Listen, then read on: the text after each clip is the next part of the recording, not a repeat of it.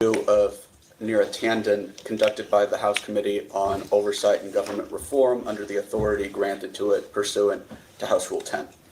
Accordingly, House Rule 10 grants the committee broad jurisdiction for the committee to conduct investigations of any matter at any time. This interview was requested by Chairman James Comer as part of the committee's investigation into President Biden's alleged mental and physical decline, the Biden White House's effort to hide that from the American people, and who was making decisions for the president.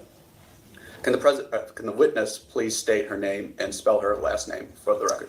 My name is Neera Tanden, and my last name is spelled Tanden. Thank you. On behalf of the committee, I want to thank Ms. Tanden for appearing here today. The committee appreciates your appearance for the interview. My name is Jake Greenberg, and I'm the Chief Counsel for Investigations for Chairman Comer. Under the Committee on Oversight and Government Reform's rules, you are allowed to have an attorney present to advise you during this interview. I see that you have two. Do you have counsel representing you today? I do. In your personal capacity? Yes. Will counsel please identify themselves for the record? Michael Bromwich, Senior Counsel, Steptoe, LLP. Lillian Stevens, Associate, Steptoe, LLP. For the record, starting with majority staff, can the additional staff members please introduce themselves with their name, title, and affiliation? Mitch Benzine, General Counsel, Republican side. Margaret Harker, Senior Advisor with the majority. Billy Grant, Counsel for the majority. Peter Spector, Professional Staff Member for the majority.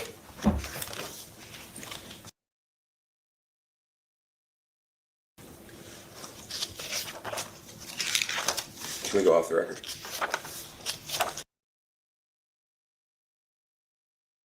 We can go back on the record.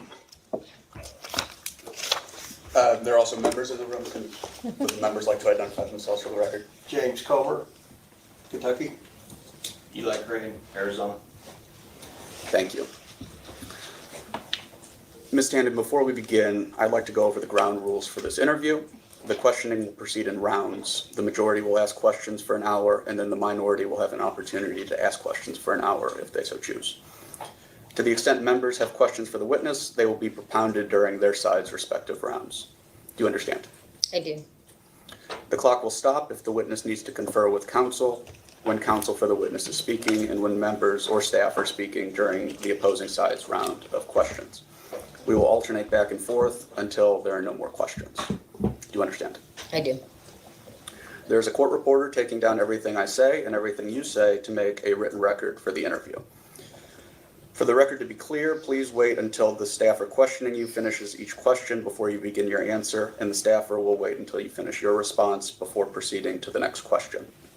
Further, to ensure that the court reporter can properly record this interview, please speak clearly, concisely, and slowly.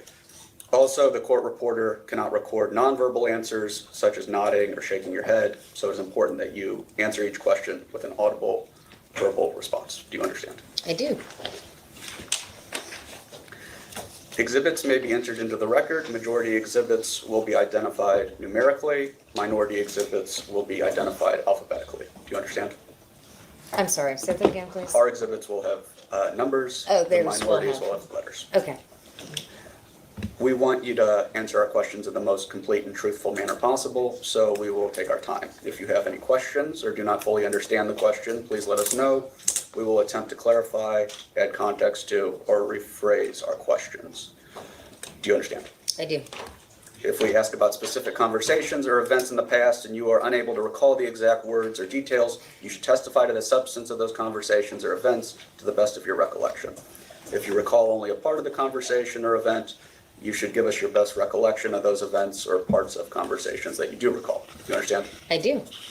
You are required by law to answer questions from Congress truthfully. This also applies to questions posed by congressional staff in this interview. Do you understand? I do. If at any time you knowingly make false statements, you could be subject to criminal prosecution. Do you understand? I do.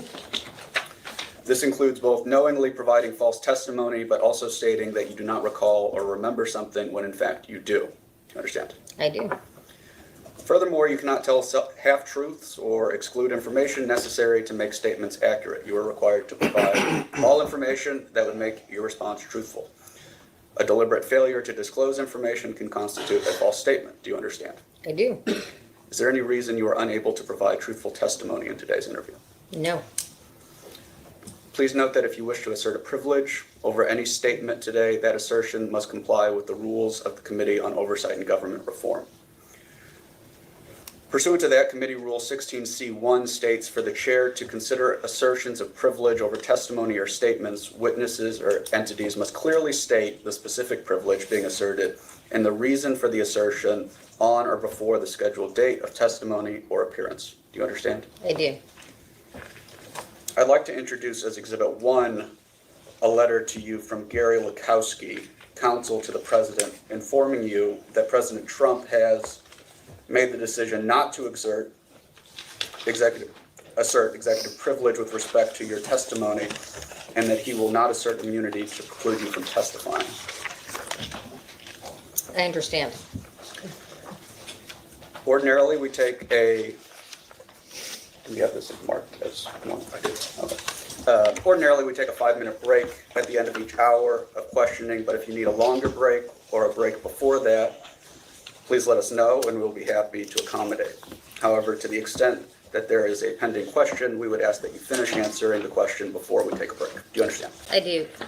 Do you mind if I take a minute just to read the letter that I've just received? Sure. I'm happy to do that after you're done, or I can do that whenever it works for you. We can go off the record right now and take some time.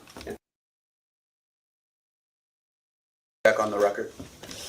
My understanding, Mr. Brown, would you have a question? Yeah, well, just to confirm, we got this letter at 9:56 a.m. And the last line is, should you have any questions about the issues, please contact me. It would have been nice to get the letter beforehand. A couple of points. Ms. Tanden never had any intention of asserting executive privilege. She's not been asked to do so, and she would not have done so notwithstanding this letter. Second, on page 2 of the letter, it says in the last paragraph, for the same reasons underlying his decision on executive privilege, President Trump has determined that he will not assert immunity to preclude you from testifying. What does that mean? I'm not in a position to speak for the White House. Yeah, you can't speak for the White House. The White House doesn't normally confer immunity, the Justice Department does, so I don't understand what that means. I don't know either. We got the letter at 9:59, so. Oh, glad we got it first. Okay, those are my only questions. Thank you. We understand, Ms. Tanden, that you have transmitted testimony to the committee. We're happy to mark that as Exhibit 2 for the record. Thank you. Do you have any questions before we begin? Nope. Okay, my clock reads 10:17, and the majority's hour will begin now. Thank you again for being here, Ms. Tanden. Beginning with your educational, or your undergraduate degree, can you tell the committee what your educational background is? I went to UCLA. Do you want me to start with college? Yes. I attended UCLA from 1988 to 1992. I got a Bachelor's of Arts degree from UCLA. I attended Yale Law School from 1993 to 1996 and received a Juris Doctor degree. Thank you. Now I'd like to walk through your professional background. In 1992, you worked on Bill Clinton's presidential campaign. Is that correct? I did. I worked in the California Clinton-Gore campaign. And then you went on to work in the Clinton White House. Is that correct? I did 4 years later. What years were you in the Clinton White House? I started in, I believe, March of 1997. And I left the Clinton White House in June. I believe it was June or July of 1999. Were you a domestic policy advisor for First Lady Hillary Clinton? I was a policy advisor for First Lady Hillary Clinton. And Hillary Clinton is going to have several different titles. I will try to be respectful of when she attains those, but I as we appreciate walk that. through. In 2000, you worked for Ms. Clinton's Senate campaign, is that correct? I did. Then you worked as Senator Clinton's legislative director from 2003 to 2005, is that correct? Yes. You worked as an advisor to Senator Clinton's presidential campaign in 2008, is that correct? I was her policy director, my title was not advisor, it was policy director Thank for her you. presidential campaign. You then went to work in the Obama administration, is that correct? Yes, I worked for then Senator Obama's presidential campaign and then worked in the Obama administration. Did you work in the Department of Health and Human Services? I did. You then worked for Secretary Clinton's 2016 presidential run, is that correct? You know, I actually don't believe I had any kind of paying job. I was on her transition, which was a voluntary position. Thank you.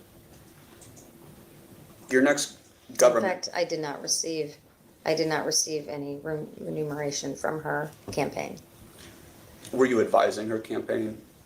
Yes, I mean, I was an unofficial advisor, but I did not have a title for the campaign, nor did I have a salary. Your next government position would be in the Biden administration, is that correct? Yes. And during this time frame that we've covered, 1992 to 2021, you also had stints of time working for or leading the Center for American Progress, is that correct? Yes. While working for the Center for American Progress, did you interact with a lot of Democratic politicians? I interacted with a lot of politicians, the majority of whom were Democrats. Do you know Representative Ro Khanna? I have met Representative Ro Khanna. I don't recall if my first meeting with him was during my tenure at CAP, but may well have been. Sure. Representative Khanna recently said in an interview, Democrats must be honest, Joe Biden should not have run for re-election. Do you think Joe Biden should have run for re-election in 2024? I leave that to the historians. I mean, I know the president. I think the president, I worked with the president. He handled decisions very well. He directed me, like I leave it to the historians to say what the best course for the future is. You don't have an opinion on whether Joe Biden should have run for re-election? Let me interrupt for a second. We have some very specific topics that you told us you would be pursuing. Her subjective views on whether the president should have run again, not one of those. So I object to that as being not within the scope of the interview you described for us. Are you directing a client not to answer the question? I'm just advising you that you have strayed beyond what you said this interview would cover. And as the committee made clear when we transmitted those topics to you, we are not bound by those topics. We have questions from Ms. Tanden. We think that those topics will largely cover the broad strokes of this interview, but we are not bound by it, that document that we sent you. Okay, I just expected for you to adhere, at least at the beginning, to the topics that you described. If it happened to veer off afterwards from those, I can understand that if her answers led you to ask follow-up questions that might not have been within bounds. But within the first 5 minutes, we're asking for subjective views as to whether somebody should have run for president, which strikes me as way off the beaten path. Thank you. Are you directing your client not to answer? No, she's perfectly capable of answering the question. I don't want to unduly prolong the interview by talking about issues that you didn't focus our attention on. Do you think that Joe Biden should have run for re-election in 2024? I thought the president had done a good job as president.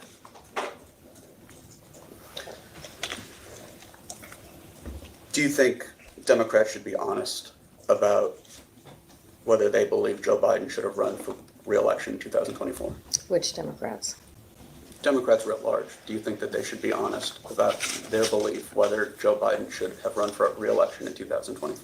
I believe all people, Democrats including, should be honest about everything. Do you think they have been? I don't know. Before turning to your time in the Biden White House, can you tell the committee when you first met Joe Biden?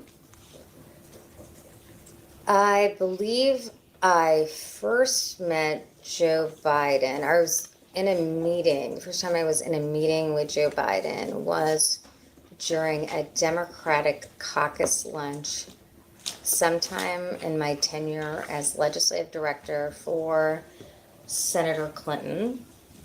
I believe there was a Thursday caucus lunch that I attended when the chief of staff couldn't. It could have been another meeting, but it was of the full Democratic caucus, and he was speaking about George Bush's foreign policy. And I believe that was the first time I met him.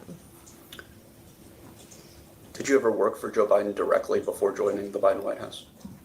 In 2008, when I joined the presidential campaign, I joined the Obama-Biden presidential campaign when the vice president was when he was selected. My only engagement with him, like where we worked together, prior to my time as in his White House was during I was a kind of staffer on his debate prep.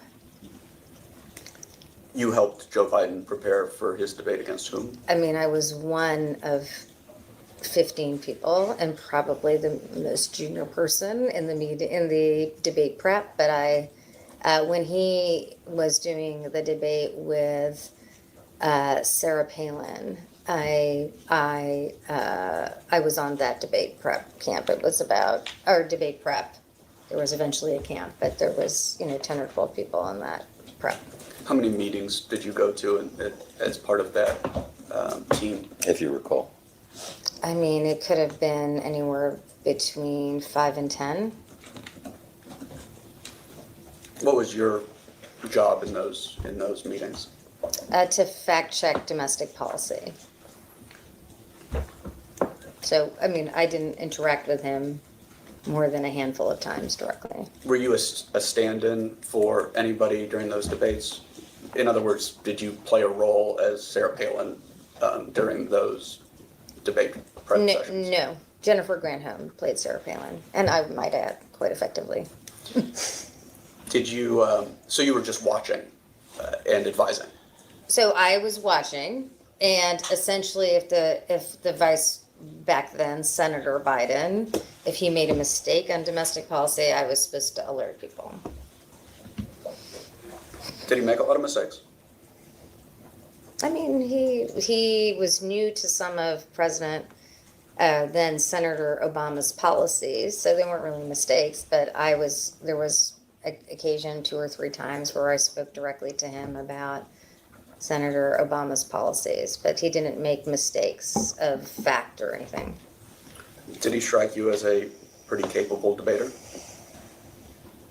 I think he struck the American people as a capable debater after the debate. But during the sessions, did you find him to be bright? Did I find him to be bright? Yes. Yes. Did you find him to be eloquent? I mean, he wasn't eloquent in each of the debate preps. Sometimes he was better than others. Was he good at conveying a message? I thought he was. It wasn't really my job to determine if he was good at determining a message, delivering a message. You would have to ask others. My job in that situation was to decipher, really make sure he was stating the facts of the president's policies, and he did a good job of that. Did you become personal friends with Joe Biden during this time? No. Prior to joining the White House, did you have a personal friendship with Joe Biden? No. You never had coffee with him one-on-one? No. The only meeting I had with Vice President Biden in the White House, I was part of meetings where there was like 12 or 15 people. I think that happened 2 or 3 times.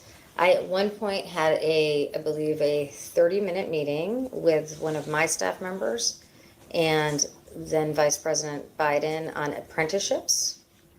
And in my role as the Center for American Progress, we had a robust policy on apprenticeships and trying to ensure that there were more apprenticeships in the country. And he had a keen interest in that topic. And so I don't remember how the meeting developed, but we had a half-an-hour meeting in his West Wing office. And that was, besides like vice presidential Christmas parties where I got a picture with the vice president or events of 200 or 300 people, that's how I saw the vice president. Did you ever develop a friendship with Jill Biden during this time? No. Did you ever develop a friendship with Jill Biden from this time while Joe Biden was vice president to the beginning of the Biden administration in 2021? No. Did you ever develop a friendship with Beau Biden? So I went to law school with Beau Biden. He was in, oh, Bob Biden. Oh, my mistake. No, my mistake, sorry. I don't believe I'd ever met Beau Biden. Did you ever develop a friendship with Hunter Biden? Hunter Biden was in my class at Yale Law School. I don't remember seeing or meeting Hunter Biden in my time at Yale Law School. I only saw Hunter Biden for I think really perhaps the first time at social events at the White House. And when you say social events at the White House, do you mean during the Obama-Biden administration? Oh, I'm sorry, during the Biden-Harris administration. Okay, so you did not really have a relationship with Hunter Biden prior to joining the White House, at the Biden White House? No, I mean, when I saw Hunter Biden at the White House, he remembered that we were at Yale together. I don't know if you remembered we were in the same class, but he remembered that we were at Yale together. But I genuinely do not remember meeting Hunter at Yale Law School. Did you ever develop a friendship with James Biden, the president's brother? I don't believe I've ever met James Biden. Did you ever develop a close relationship with Frank Biden, the president's other brother? I don't think I even know what Frank Biden looks like. I don't believe I've ever met Frank Biden. And did you ever develop? In fact, I know I've never met Frank Biden. Thank you. Did you ever develop a friendship with Valerie Biden Owens, the president's sister? I never developed a friendship with Valerie Biden. I have seen her at social events at the White House, and that is the extent of our relationship. Thank you. When was the last time you spoke with Joe Biden? I had a telephone call with President Biden, former President Biden, like 2 months ago. I can get you the date if you want me to. Sure. I was traveling in Poland. You were traveling. I was traveling in Poland, so. You called him? No, he called me. He called you. What did you talk about? We talked about the state of America. We talked about, actions of the Trump administration. We talked about how institutions seem to be targeted. Harvard was under attack, the media. We talked about, I think he asked me how my kids were doing. That was about it. Was anyone else on the call? Not that I know of. Do you know if anyone else was in the room with President Biden while he was having that call? I don't know. Okay. Thank you. We're going to dive into your various positions in the Biden White House in more detail, but right now I just want to lay it out for the record what I believe are your 3 main positions in the Biden White House. First, you served as senior advisor to the president beginning in May of 2021. Is that correct? Yes. Then, in October of 2021, you retained your title as senior advisor, but you also became the staff secretary. Is that correct? Yes, You held this position until May of 2023. Is that correct? yes, In May of 2023, you became the director of the Domestic Policy Council. Is that correct? yes. It was the last day of May. Thank you. The DPC is part of the larger Office of the President, right? Yes, And you served in that position until the end of the Biden administration in this year, 2025, correct? yes. My last day was January 17th. Thank you. You are now, once again, leading the Center for American Progress, correct? I am. I am Chief Executive Officer. Before we dive into more detail about those Bless you. positions, Listen tight. before we dive into more detail about those positions and what you were doing in those positions, I think it would be helpful to run through a few people who might be coming up in the course of this interview. Who is Ron Klain? Ron Klain was Chief of Staff on the first roughly 2 years of the administration, the Biden administration. How do you know Mr. Klain? I met Ron Klain, I believe, in debate prep in 2008. He was leading the debate prep. He, when I served in the White House on the Office of Health Reform, I occasionally saw him in the hallways. He was always said hello. What time period are you talking about, Oh, just for and, clarity? oh, I'm sorry. And this would be 2009 to 2010. At some point, he became a board member of the Center for American Progress Action Fund. Within a few years of that period or around that period, I did not have anything to do with his selection. I believe John Podesta did. So I knew him in that capacity. He was chair of the CAP Action, or not chair, he was a board member for CAP Action, and that was how I know him. What is CAP Action? CAP Action, so Center for American Progress Action Fund is 501c4. It's an advocacy organization. Did you become friends with Mr. Klain after his time in the after the Obama administration? Well, I would say, I would characterize my relationship with Ron as one in which we were definitely friendly. We'd work together at CAP Action, but, you know, I'd never gone out for a meal in this period. I So a never political social- friend, a not a political social friend. Yeah, I never like went to dinner with him or I've never been to his house. He's never been to my house. So, yes, we would be political friends, I guess. Thank you. As chief of staff, his office during the Biden administration would have been right next to the Oval Office. Is that correct? No, it is not correct. The chief of staff's office is 4 or 5 offices down from the Oval Office. Okay, thank you. Who is Bruce Reed? Relative to what his experience was in the Biden administration, Yes. he's the former deputy chief of staff for policy. Or I don't know if his title is deputy chief of staff. I don't know if for policy was in there, but he handled a lot of policy. When did you first meet Mr. Reed? I met Bruce Reed in 1999. No, I'm sorry. I met Bruce Reed in 1997. He was chair of the Domestic Policy Council when I was selected to become associate director for domestic policy, although I did not interview with him. You did not interview with him. No. Are you friends with Mr. Reed? I mean, in a similar vein, I've known Bruce Reed for many years.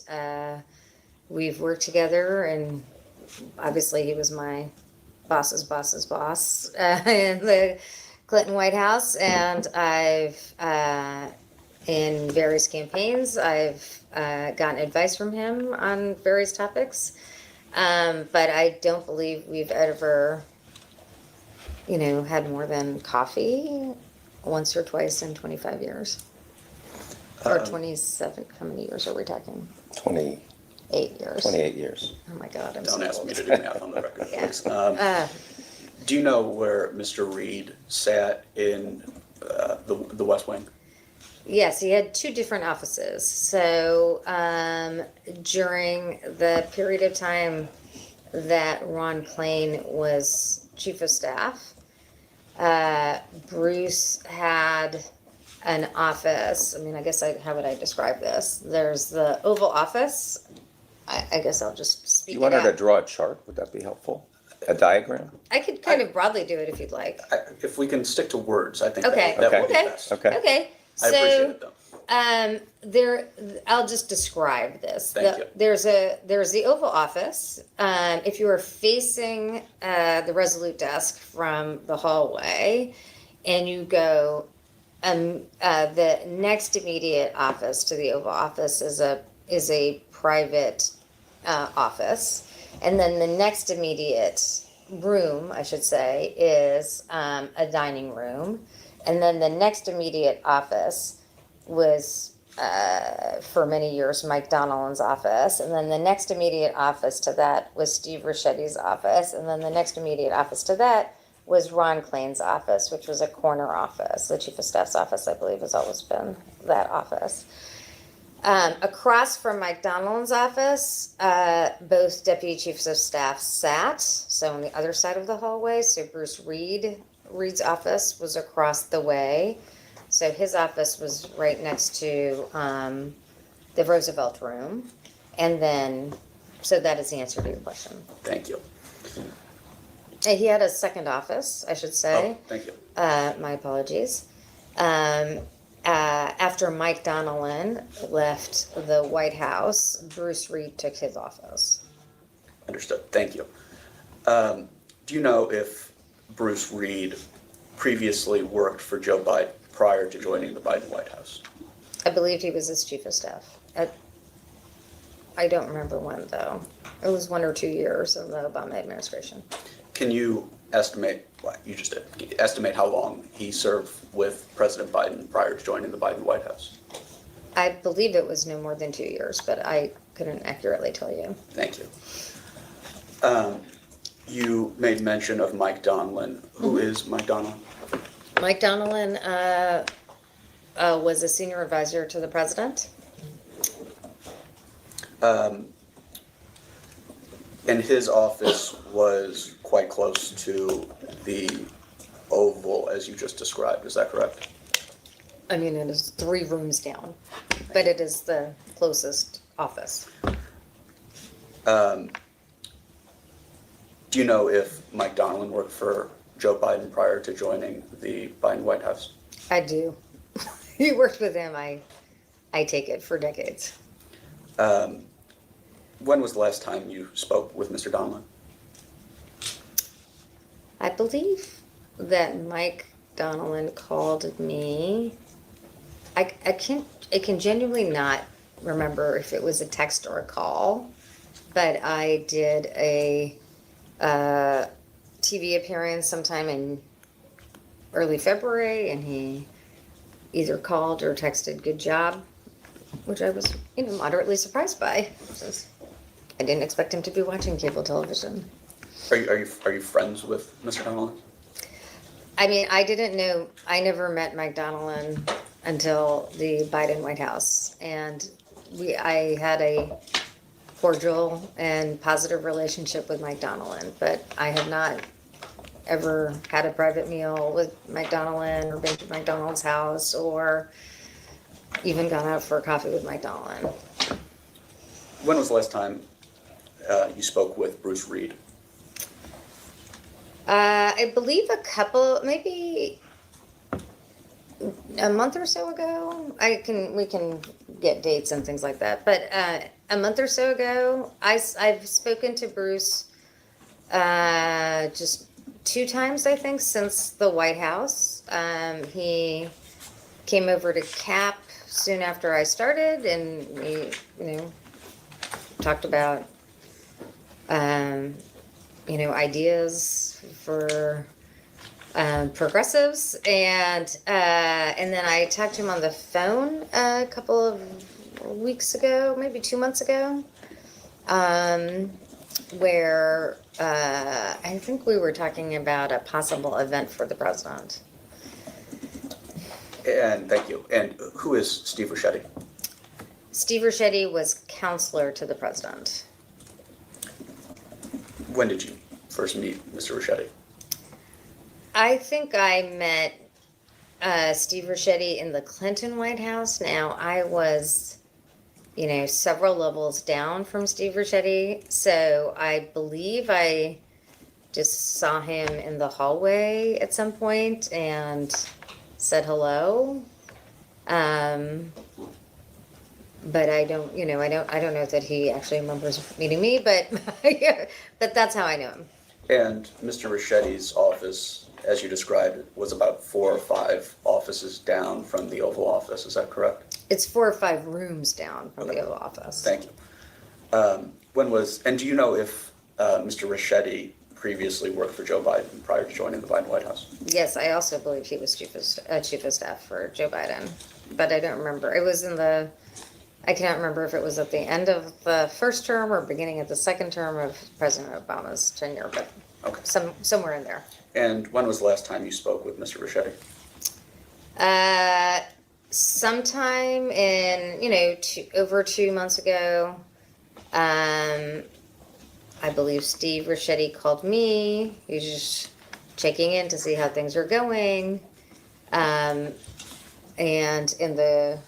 yes. We talked, I think we've spoken once since the administration has ended, maybe twice.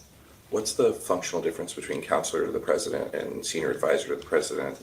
Like, is one an assistant to the president, or is one a deputy, or is one a special? Do you know? They're all assistants to the president. Okay. I cannot tell you what the difference between a counselor and a senior advisor to the president is. I can't either, so I appreciate it. No, I could not discern. Both were a counselor or senior advisor they all tended to be assistants to the president, as far as I can tell. Just to be clear, when you have spoken or texted with Bruce Reed, Mike Donilon, Steve Ricchetti, you didn't talk about this interview with I them. did not, no. Thank you. Did you ever talk during those last conversations? Did you ever speak about President Biden's mental or physical capacities? I think in my conversation with Steve Ricchetti,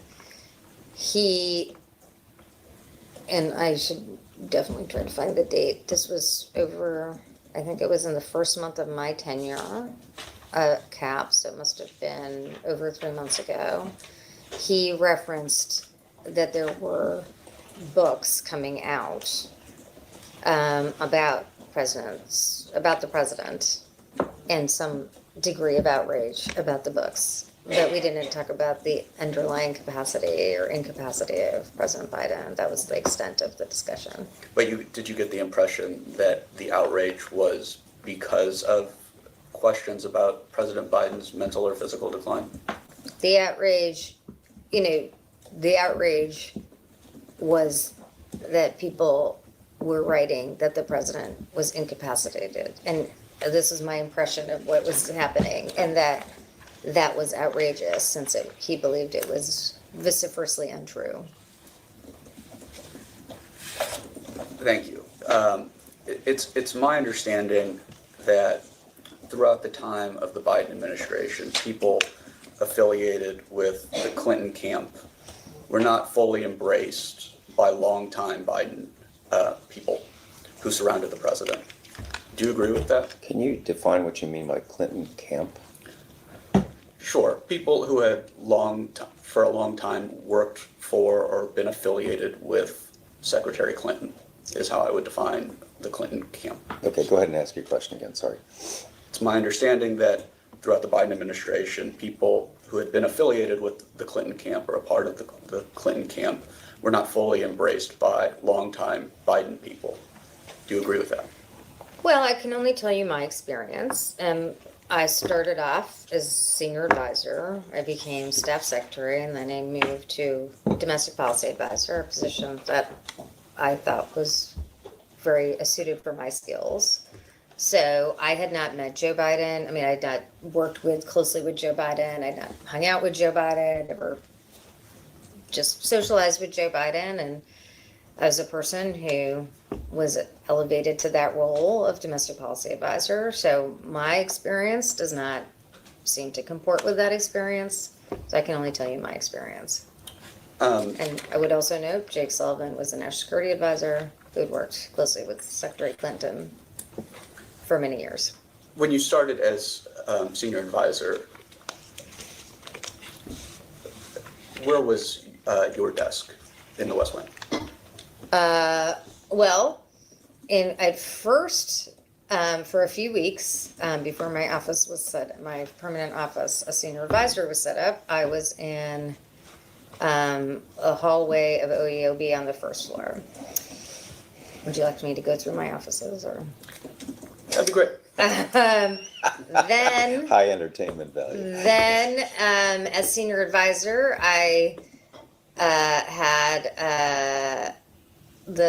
a corner office in the OEOB on the first floor.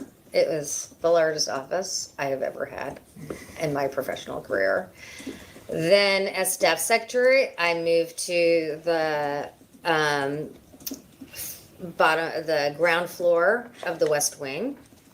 And then as domestic policy chair, I moved to the second floor of the West Wing. Also, quite a nice corner office, not as large. Mike Donnellan and you shared a title as senior advisor to the president, right? You did. I'm sorry. I'm so sorry. Yes, he did. Mike Donnellan, as you previously described, had an office in the West Wing, correct? Yes. You did not, when you first began, correct? I did not, but I would also say I started in May, and the offices seemed to be assigned by then. Sure. There is reporting from Alex Thompson, Jake Tapper, and others that Mike Donnellan, Steve Ricchetti, Bruce Reed made up a particularly close group of advisors to Joe Biden. Do you agree with that reporting? I mean, they were among his close advisors. Do you think that you were as close to the president when you first began as Mr. Donnellan, for example? No. When I first began, was I as close to the president as the person who he'd worked with for 40 years when I had not worked with him before? No. Well, that's kind of what I'm getting at, is when the Biden administration began, certainly, the people who had been with the president, with President Biden for a long time were his closest advisors, setting aside titles and things like that. Well, I mean, in fairness, I don't think he had worked that closely with Brian Deese, who was his NEC director, and I think my impression was the president relied on Brian Deese a lot. And NEC is the National Economic I'm sorry, Council. the National Economic Council. So that was my impression. Obviously, a president has new staff around him, and I saw that the president spent a lot of time with Brian. He had not known Jen O'Malley Dillon that long, as far as I understood. I think that she had joined the campaign a year or so out, so I didn't have the impression that they had a long-standing relationship, and she was deputy chief of staff. Do you think that Brian Deese was as trusted by the president as Mike Donnellan? You're asking her to speculate on somebody's mental state. Just asking her opinion. Was he as close to? I don't know. I would say he was probably closer to Mike Donnellan, but if the question is, did the president rely on for serious advice and counsel to people who he didn't know until recently, the answer is yes. Original Sin by Alex Thompson and Jake Tapper? I have not. Have you ever spoken with Jake Tapper or Alex Thompson? I have. I did not speak to Alex Thompson in any relationship to this book. I met with Alex Thompson sometime in the first 2 years of the administration, and he asked me for coffee, and we got coffee, and I was not a source for him on anything. Jake Tapper, after the election, asked to meet to get a drink. I did not know he was writing a book when I agreed to get a drink. He, in the course of the drinks, announced or said to me that he was writing a book. I believe I noted that I might have rethought this drinks issue since we'd never gotten drinks before. If I had known he was writing a book. I told him I was not a source. I was not planning to be a source for his book. What were you talking about during those drinks? Well, it started off with a discussion of I did a show multiple times. Again, I've never socialized with Jake Tapper. This is my first actual social experience with him. But my daughter had met him. I'd done a show once and my daughter had met him.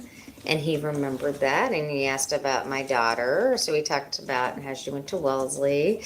He asked about my kids and family. We talked. I asked him about CNN, views of CNN, and at some point, not immediately, but at some point in the conversation, he told me he was writing a book. He did not tell me the title. I told him that I was not interested in being a source for his book. He, kind of followed up a few times. I suggested there are other people who were, he had sort of described it as, not again, Original Sin, but like a campaign book, a book that was really about the campaign.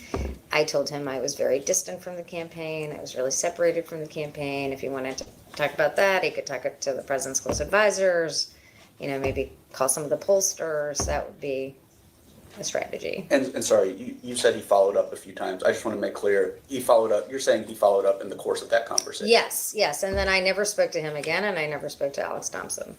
Um, I never spoke to him again about for the book. Did he make clear that that part of the subject of that book was going to be an examination or an evaluation of President Biden's decision to run for re-election in 2024? I believe he made clear, or I believe what he said in that at the time was that he was writing a book about the decision. And like the whole facts about the decision. It was not clear to me the book was about the president's capacity. It was more about, as I remember this, it was more about like what happened. And I also, I said very clearly, like I wasn't really involved in the campaign, and I thought it was going to be, that's why he certainly didn't tell me what the title of the book was, although I'm sure he may have known it or something. Did you all discuss President Biden's capacity? No. You said that you made some suggestions to him about other people he could talk to. What I said to him was, if you're interested in, I don't know, I didn't know anything about what happened here, or like, I wasn't super In the involved in these campaign. decisions in the campaign. If you want to like talk to other people, you should talk to people involved in that. You should talk to the senior advisors, the campaign, the pollsters. Those people would know. Did you recommend that he talk to Mike Donnelly? I may have. I don't know. Same I with- don't remember, but like we may well have said Mike, Anita Dunn, Steve Ricchetti, Steve Ricchetti. I may well have said that. I don't remember doing it, but I may well have. Bruce Reed, same thing. I don't know if I said Bruce Reed, but may well have. And what was the context in which you made those recommendations? Was it to discuss the campaign, not to discuss the president's capacity? What was it? It was, I was saying, as my understanding in my conversation with him, is he was writing a book about the campaign and the president's decision to withdraw, something that I was very far removed from. And I said the people who would know those issues were these people. And then he asked some questions about the campaign, and I said, those, you know, like, and the people who were like around the president as he was deciding what was going on in those hours or whatever. And I was like, you should talk to the campaign, maybe the pollsters, other people. I was really trying to say, first of all, I'm not interested in being a source for this book. Second of all, I do not believe I am any source for this book. Second of all, I was basically saying, you know, like, I'm not a person who can give you any, like, interesting information anyway. You should go to other people. Have you been a source for any other book? Not that I know of. Where did you meet Mr. Tapper for drinks? Oh my God, what is it called? I can't remember the name. I hope this doesn't mean anyone thinks I don't have capacity. It's the restaurant right next to Comet. Ping Pong.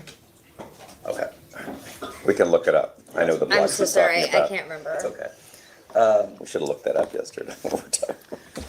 In Mr. Tapper's book and Mr. Thompson's book, they refer to a close group of advisors as the Politburo, which they attribute to other people in the White House using that term. Had you ever heard that term before? I had never heard that term before. I saw it in the press. Did you ever hear any kind of shorthand to refer to the group of advisors that included Mike Donnellan, Steve Ricchetti, Bruce Reed, maybe others? I believe that soon after Jeff Zients became chief of staff, there was an article in Axios or Politico that described a quintet. That quintet included Jenna Melly Dillon, Bruce Reed, Steve Ricchetti, Mike Donnellan, and Anita Dunn. So it was described as the quintet and Jeff Zients. Understood. The quintet did not include you. No. It did not include me. Nor did it include Lael Brainerd, who was the National Economic Council chair. Now, I want to get into a little bit more about your entry into the Biden White House and the job that you held. Joe Biden announced in November of 2020 that he would nominate you to lead the Office of Management and Budget. Is that correct? Yes, OMB is part of the Executive Office of the President. Is that correct? it is. Did you work on the Biden 2020 campaign? No, Did you work on Joe Biden's presidential transition in either 2020 or 2021? no. Okay. When did you begin discussions to join the Biden administration? At some point in the fall, I spoke to Ron Klain, or Ron Klain spoke to me, and I don't remember the date, but it was in the fall. He suggested, I believe it was in the fall. He, we, in the course of a conversation, he thought he may become chief of staff if the president was elected. And if he did, he wanted to know if I'd be interested in serving. Sorry. Sir, would you mind announcing yourself for the record? Sure, I'm Robert Garcia. I'm the new member of Oversight. Congratulations. Congratulations. Thank you. Thank you, sir. Nice to see you. Besides Ron Klain, did you have any other discussions with other people about you joining the Biden White House potentially?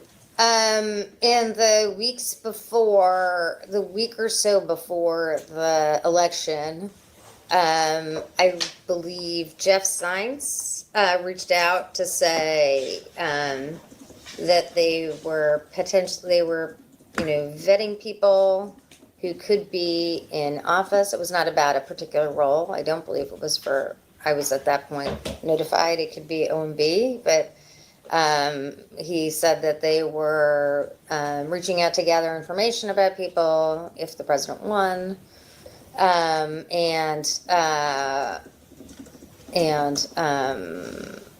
That was that conversation. Going back to your conversation with Ron Klain, did you get the impression that he was pushing your name forward in the Biden campaign and later the Biden transition team for you to hold a position in a potential Biden White House? I did not get the impression he was putting my name forward for anything. I think he was just broadly asking if I would be interested in serving. I did not get the impression, nor did I get the impression from anyone else my name was part of, like, out there for anything. When did it start to become more crystallized that they had you in mind, that the Biden transition or the Biden campaign had you in mind to lead OMB? Well, I believe it was after the election. I was talking to a vetting attorney and handing information to them, and I was like, can you be a little bit more specific about the role? And they said to me multiple times, we are going to gather this information and you could be dropped from selection at any point. So I believe it was either the first time, I would have to go look at my notes, or my emails, but I think it was immediately after the election or right before the election, where the first, if it was some kind of formal, I had a sense it was OMB Did you speak with Joe Biden ever about joining his administration? He interviewed me eventually. When was that? I believe it was right before Thanksgiving. I think it was Tuesday or Wednesday of Thanksgiving. I had an hour-long interview. Actually, it was scheduled for half an hour. It went for 45, 50 minutes. It was the interview. Yeah, so he interviewed me for the job. Who else was in that interview? So it was a Zoom because this was taking place during COVID. In the beginning of the interview, before the president got on, Jeff Zients was there. I think he was chair of the transition, and then, again, I cannot remember who's the deputy AG. At that time? Oh, Now, no. Lisa Monaco? Lisa Monaco. Again, my apologies for the senior moment. Lisa Monaco was in there, was in the Zoom we had a 2 or 3 minute discussion. And then I believe it was just the president and I in the Zoom, but I don't know. Maybe they went off camera. I just was hyper focused on him, and he was the only person on screen at that point. So they could have, my memory is not clear whether they were on Zoom and muted and listening or not. Had you met Lisa Monaco before? I'm sure I'd seen her at something before, socially, but I don't know that I'd ever been in a meeting with her. She's not a friend of yours? No, she's on the transition, I think. I think she was had a role on the transition. That was my impression. Did you ever speak with Bruce Reed about potentially joining the Biden administration? No. In fact, Bruce Reed's name was up for OMB in the press. So I did not speak with him about it. Did you ever speak with Mike Donilon about joining the Biden administration? At that point, I don't think I knew Mike Donilon. And did you ever speak with Steve Ricchetti about potentially joining the Biden White House? I should say, I was on a Zoom with Mike Donilon in August. It was one of those Zooms where the campaign asked... August of 2020. Yes, August of 2020. I was in a Zoom with, maybe 20 or 25 people, where he was just talking about the state of the campaign. And I think that was the only time I'd been with him prior to the administration. During your interview with Joe Biden, did he recognize you from previously having met you? Yes. Did he speak clearly? Yes. Did he meander in his thoughts? I ask only because you said the meeting was slotted for 30 minutes and it went quite a bit longer. So was he being particularly long-winded? No, I thought he was being particularly thorough. I mean, he asked me my views on a whole range of issues related to Office of Management budget. He asked me about, my views on relative spending of investments in non-discretionary spending versus defense spending. Non-defense discretionary spending versus defense spending. He asked me about my experiences. It was an on-point interview. He, probably told a story at some point, but which I don't recall at this point, but it was related to his experience. He was at one point on the budget committee. He did not seem to enjoy his tenure on the budget committee, which was a source of engagement in the interview.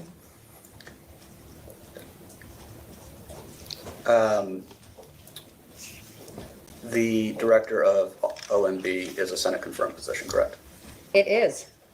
You withdrew yourself from consideration leading OMB in early 2021, is that correct? Yes, apparently there was some concern about my tweets, which is a standard we no longer seem to apply. You withdrew yourself from consideration. I did. After Senator Manchin announced he would not vote in favor of your confirmation, correct? Yes, some weeks after that, yes. And you alluded to your tweeting. Is that what you attributed to Senator Manchin not being in favor of your confirmation? If you know.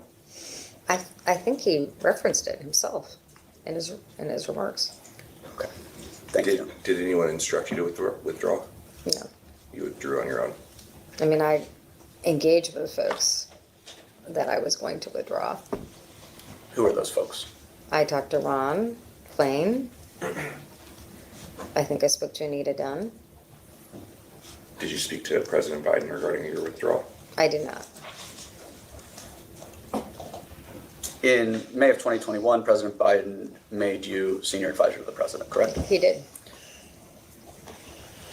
Did the elevation of you to senior advisor coincide with your withdrawal from the the nomination process for leading OMB? What do you mean? When it became clear that you would not be confirmed to lead OMB, was it immediate that you came to know that you would be raised to senior advisor? No. When did you learn that you would be made senior advisor? I mean, I think I knew 10 days before I was named senior advisor.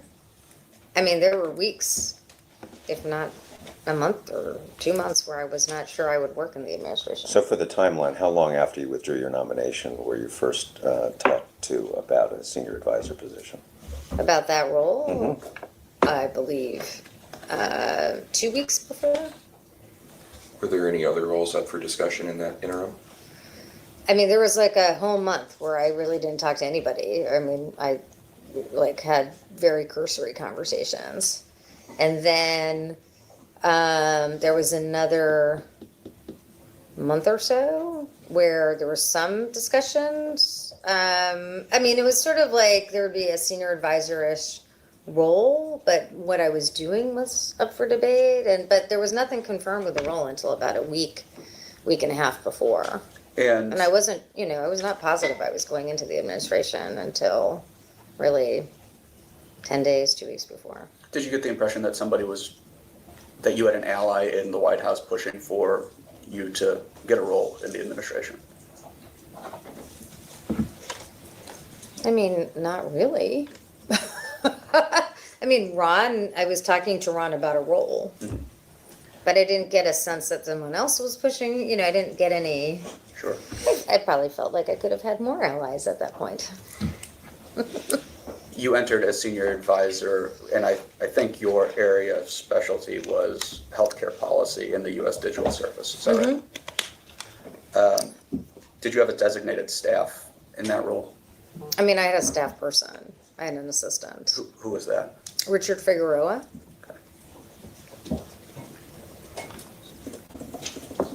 Had you, Can we take a break? I just have to go to the bathroom. we're like 3 Okay, minutes. okay, yeah, sure, sure.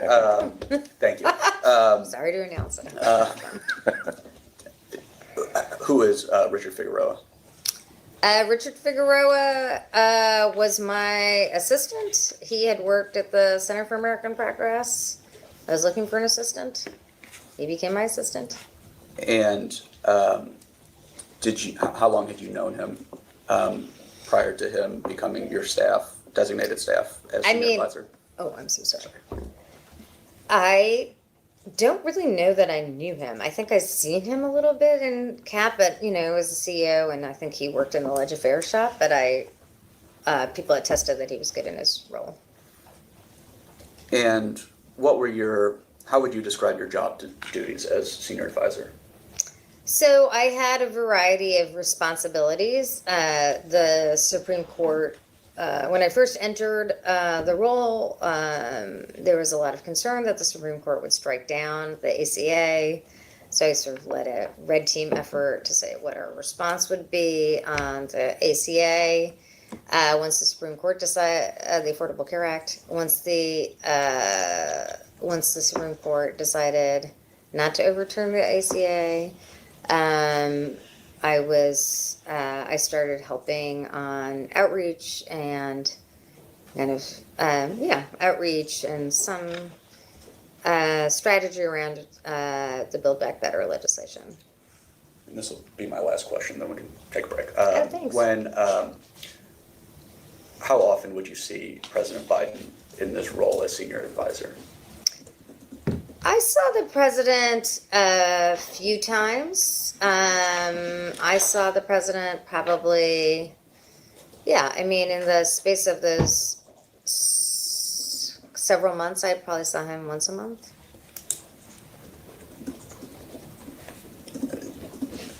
What's the latest? Sorry, one more. What is the latest you ever met with the president during this time while you were senior advisor prior to you becoming staff secretary? What do you mean latest? The latest in the day. I don't really remember. It might have been 6, 7. I don't, but I'm genuinely just. You don't I recall. don't remember. I was part of social. I was part of social events with him. You know, small groups. Someone was leaving or something was happening. That happened at 6 or 7 at night. Okay. I think we can go off the record right now.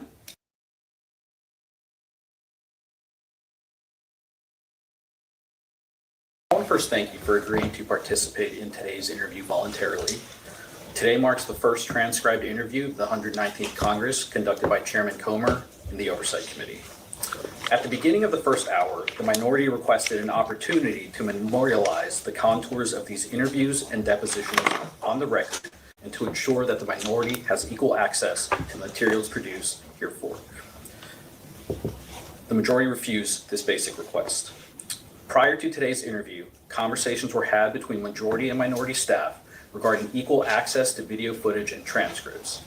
In particular, staff agreed in writing that the minority will have equal access to the full video footage of transcribed interviews and depositions, and the majority will share that footage at the time they receive it. Now, secondly, Ms. Tanden, I understand that you brought a statement here today that you did not read during the first hour with my majority colleagues. I would like to give you an opportunity to read that statement to the record. Thank you so much. I am Neera Tanden. I am here in response to the request made by Chairman Comer in his letter to me dated May 22nd that I participate in this transcribed interview. As the committee staff knows, my counsel and I have been willing to voluntarily cooperate with this committee from this time I received the letter. I am here to answer your questions about my service in the Biden administration. My cooperation should not be taken to mean that I think the committee's investigation is a worthy subject of oversight.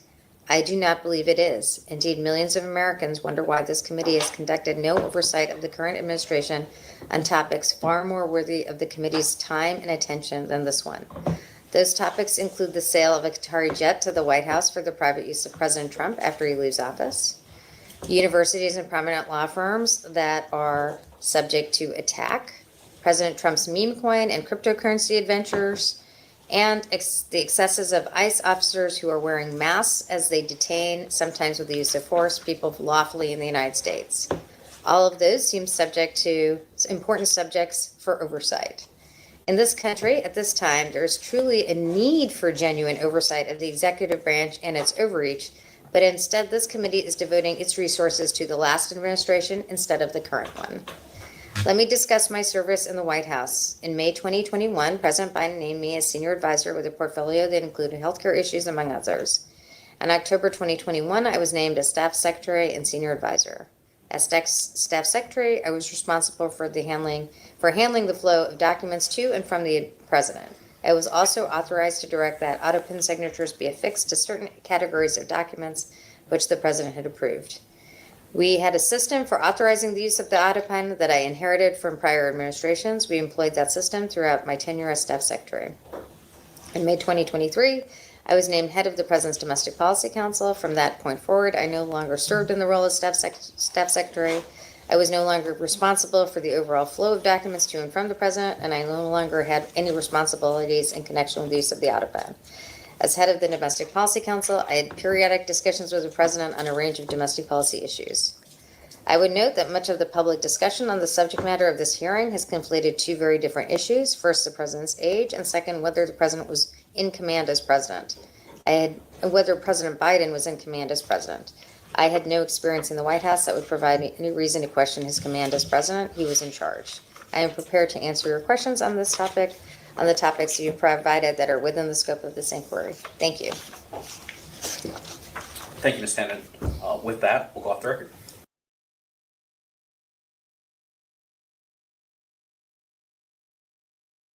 I'll go on the record. Before Jake starts questioning, I just want to clarify the record as to what happened at the beginning of the last hour. Minority Counsel and Majority Counsel had an off-the-record conversation where Minority Counsel asked if we would validate on the record what we had already agreed to in writing previously regarding sharing of information. Minority Counsel said that Majority Counsel refused to do that. That is not true. Majority Counsel said that Minority Counsel could ask Majority Counsel to do that at the top of the second hour, and that question was never raised. The witness was in the room for that conversation. Do you agree with that? I mean, I gotta honestly, We don't want to be in the middle of this. I gotta honestly tell you, I wasn't really tracking like what was going on there. So I can't really attest to. I was very much more focused on what you were about to ask me. Jake can ask questions. Okay. Thank you, Ms. Tanden. Turning back to your time as senior advisor to the president,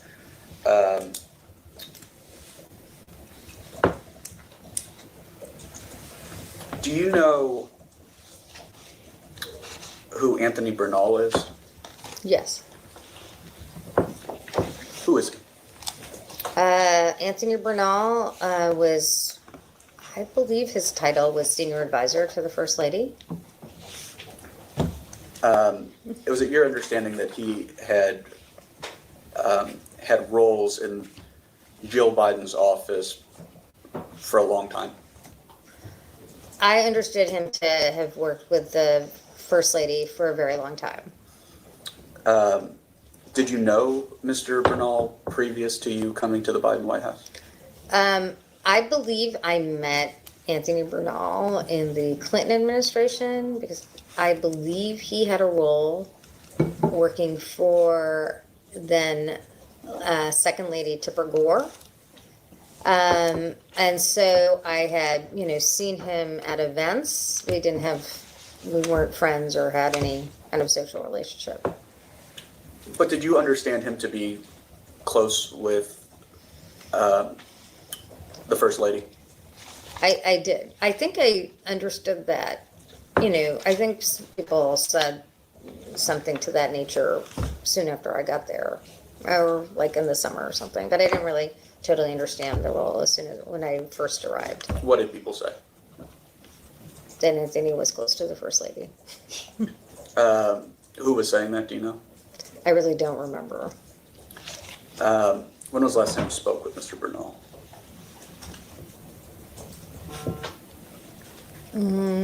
I think the last time I spoke to Anthony Bernal was early January 2025. What'd you talk about? It was related to something about LGBTQ issues. Was that prior to the end of the Biden administration? Yes, it was early January 2025. I mean, it wasn't a very long discussion. Did you get the impression that Mr. Bernal advised Dr. Biden about policy issues? You know, I couldn't. You know, he had taken an interest in LGBTQ issues, and I don't really recall whether he raised the First Lady's name at all. I don't know that he did in that conversation. Did you, as senior advisor, did you interact with the First Lady's office in that role? When I was senior advisor in the beginning of the administration? Yes, ma'am. Not really. I mean, I think when I first got it to the White House, I made the rounds and met with various people, and in the course of that, I met with sort of department heads, and I met with Jalissa Reneso, who I think was the chief of staff, and at one point I had a brief meeting with Anthony, but I never met with the First Lady. What was your meeting with Mr. Bernal like? It was like a little bit like a get to know you. I think he came over to my office, said, "Welcome." I don't remember it being particularly substantive. I'm trying to recollect this meeting. Yeah, I mean, I think he was just saying greetings. You don't recall the specifics? Yeah, I don't really recall the specifics of the meeting. Did you ever hear during the entirety of your time in the White House, did you ever hear people express frustration or annoyance or fear about Mr. Bernal? I didn't. I mean, I did not hear anyone express fear of Mr. Bernal. You know, like I didn't. That was not like something in the water cooler with me. I didn't really work closely with Anthony Bernal. I was probably in a sort of perhaps 2 or 3, 4, 5 meetings in my tenure with him. He was in our 8:40 meeting every morning.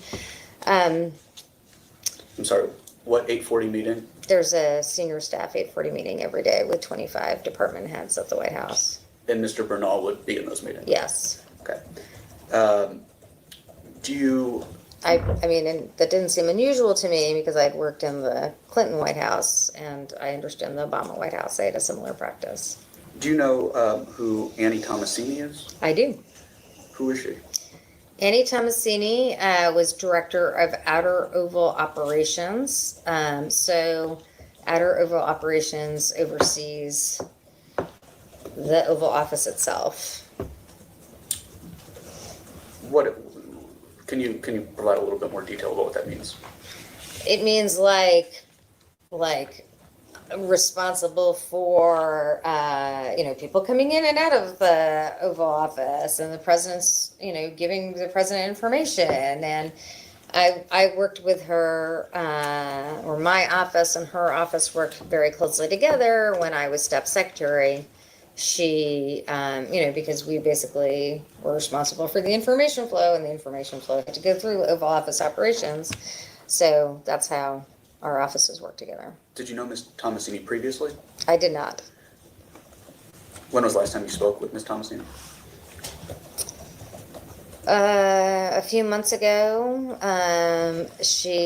we were talking about getting a drink together, and we did not, nothing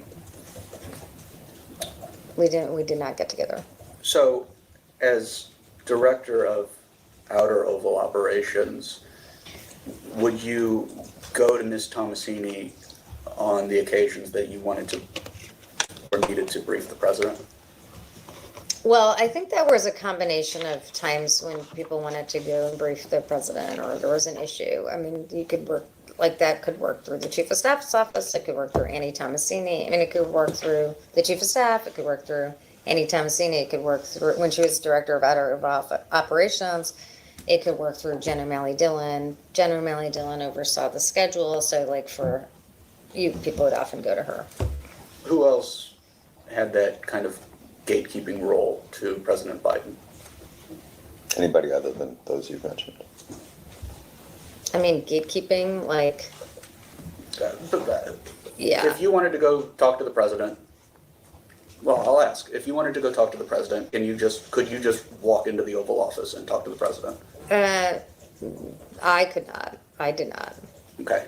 So you had to go through somebody to talk Yeah, so, but for most of my meetings, I think that was organized by Jeff to Jeff. Zients, the chief of staff.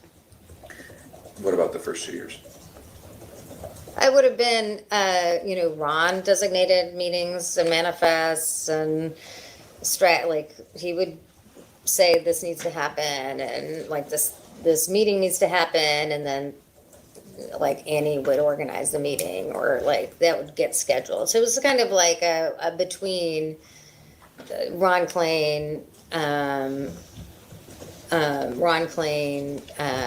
Jen O'Malley Dillon, and Annie Tomasini. But I'm broadly aware that Steve Ricchetti could have like organized meetings. I think for members of Congress, he often did that. Would you ever go through Mr. Ricchetti to get a meeting with the president? I didn't go through Mr. Ricchetti ever. Who had Oval walk-in privileges? I don't know. You didn't. I did not have Oval Office walking privilege. If you had to guess, do you think Mr. Donilon had Oval walking? You're asking her to guess. She doesn't want to guess. Okay, well, you worked in the White House. Did you get the impression that Mr. Donilon had walk-in privileges?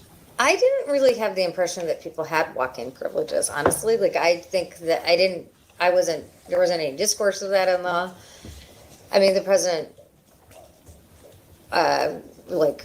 relied on Mike Donilon for advice and counsel, but I didn't have any sense of walk-in privileges. In the verbal map that you sketched for us about where people sat, did you get the impression that those people it was easier for those people to get a meeting with the president than people who didn't sit in the close vicinity of the Oval Office?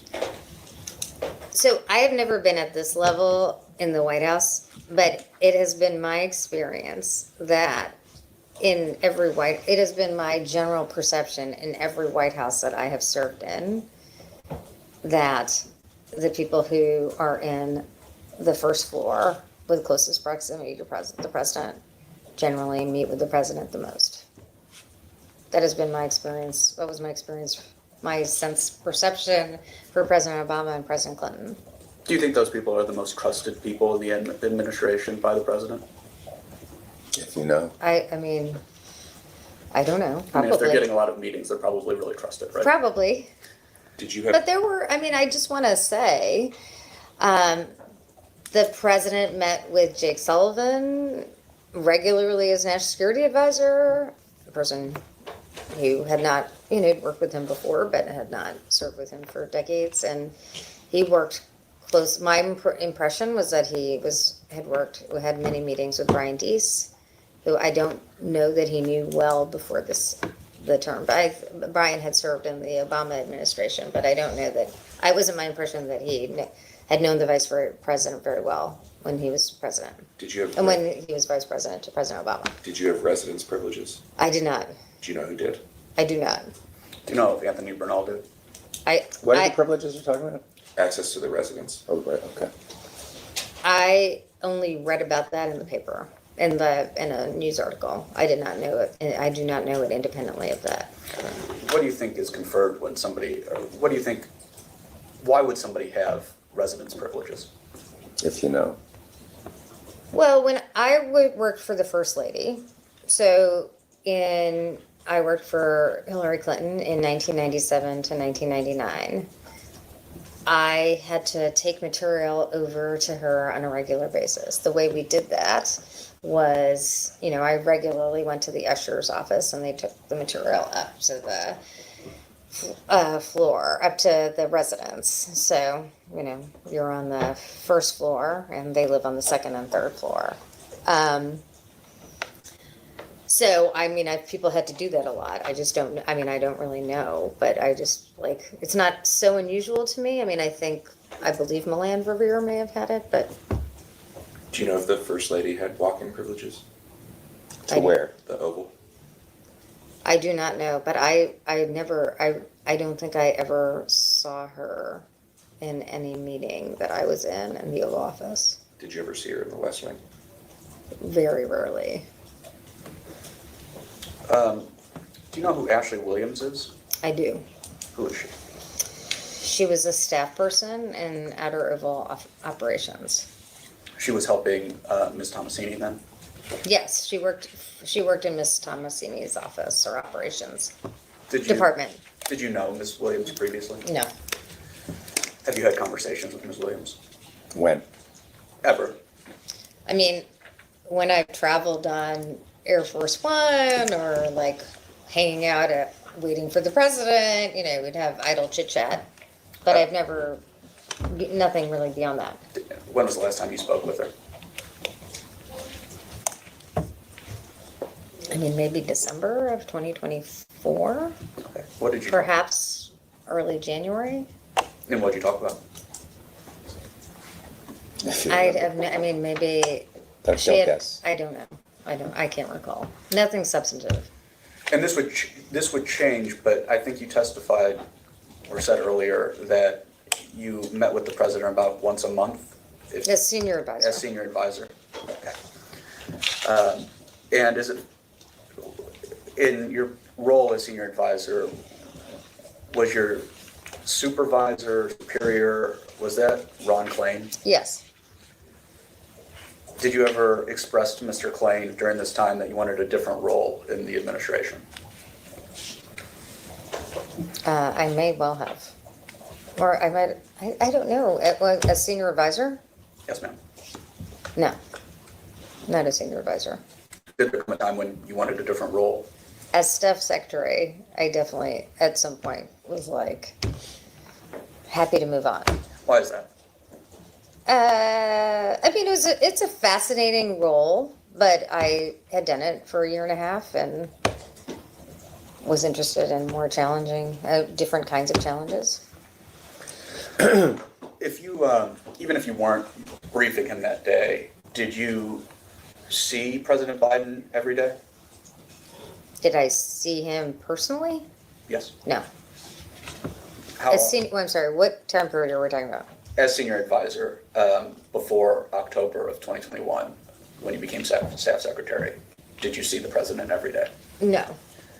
Um, So, different people had the title senior advisor and it meant different things. I didn't see him every day.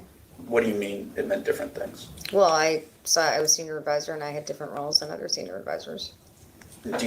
But some senior advisors would see the president every day, do you think? I don't know if people saw the president. I don't know who saw the president every day.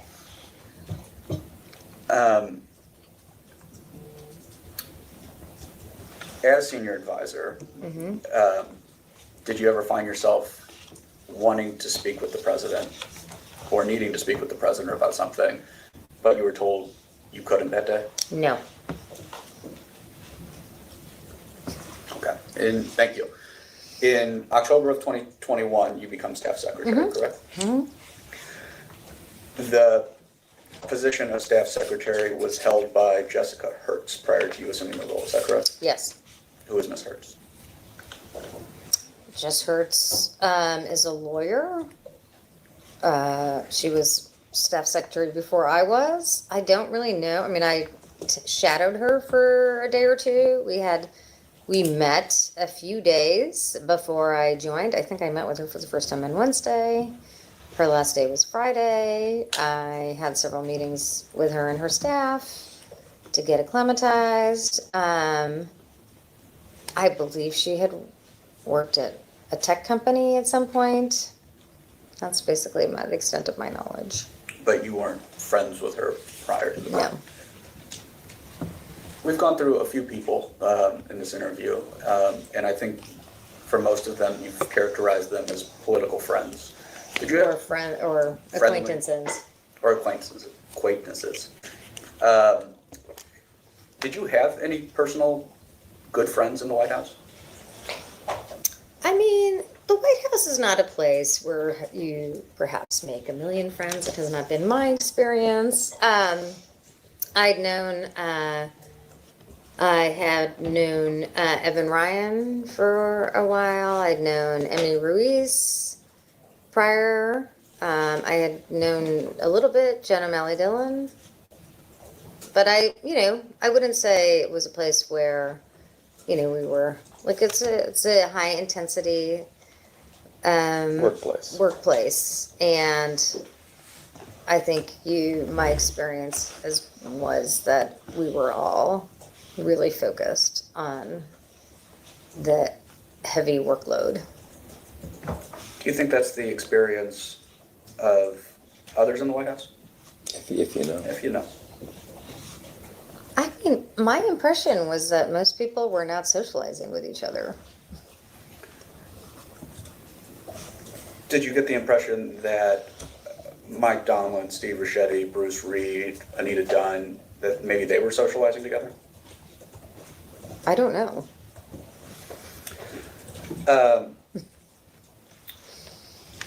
You were named staff secretary in October 2021. Mm-hmm. You held the position until May of 2023, right? Mm-hmm.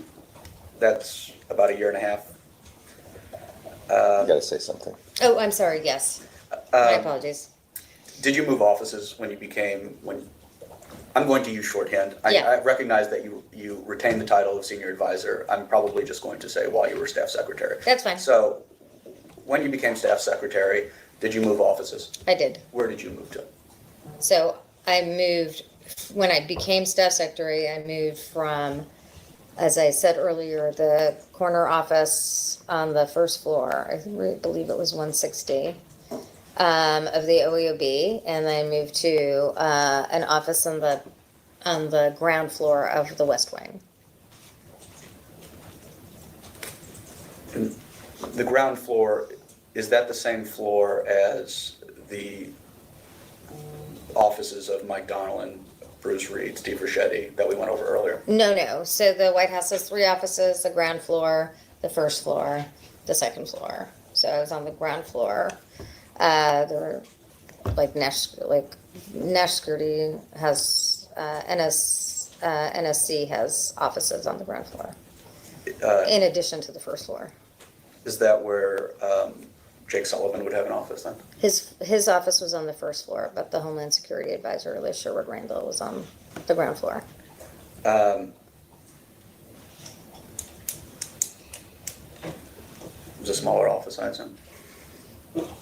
It was a pretty big office by West Wing standards, pretty small office by OEOB standards. Did you still answer to Ron Klain in this position? I did. And did you have a designated staff in I this did. position? A small staff. How many would you estimate? I believe we had probably 5 to 6 staff overall. Did you have a deputy? Maybe 7. I did. I hired a deputy shortly after I joined. His name is Alex DeMotts.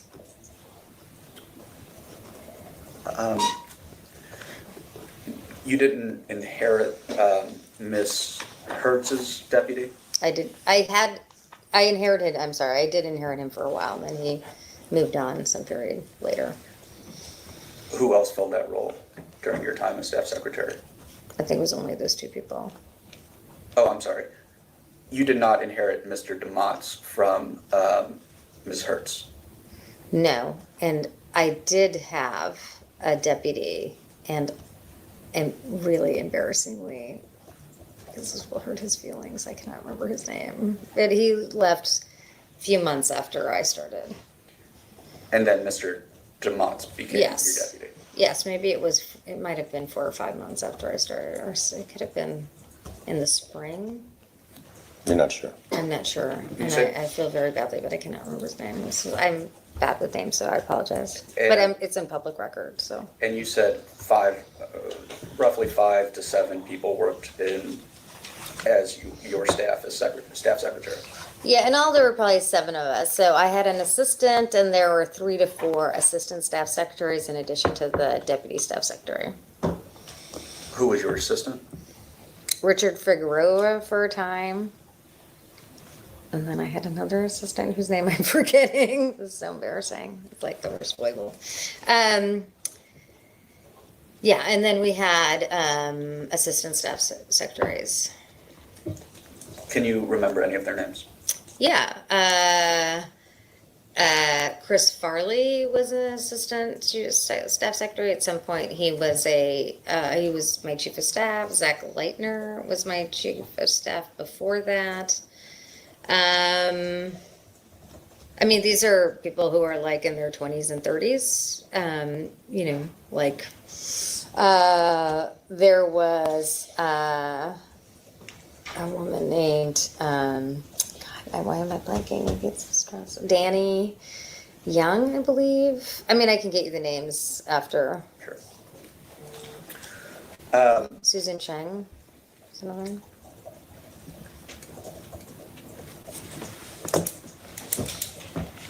How often would you see the president in this role? I didn't see the president very often in this role. I mean, I had a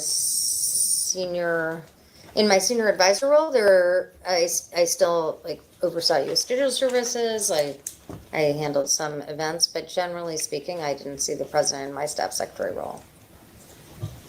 Isn't the staff secretary in charge of controlling paper flow to the Oval? Yes, and the way that operated in the White House, which I did not understand to be different from other White Houses, but or at least in the previous White House, the previous Democratic White House, the Obama White House, is that we manage the books, the briefing book, the decision book, and we handed that off to Oval Office operations And that would have been Annie Tomasini or her staff. or her staff.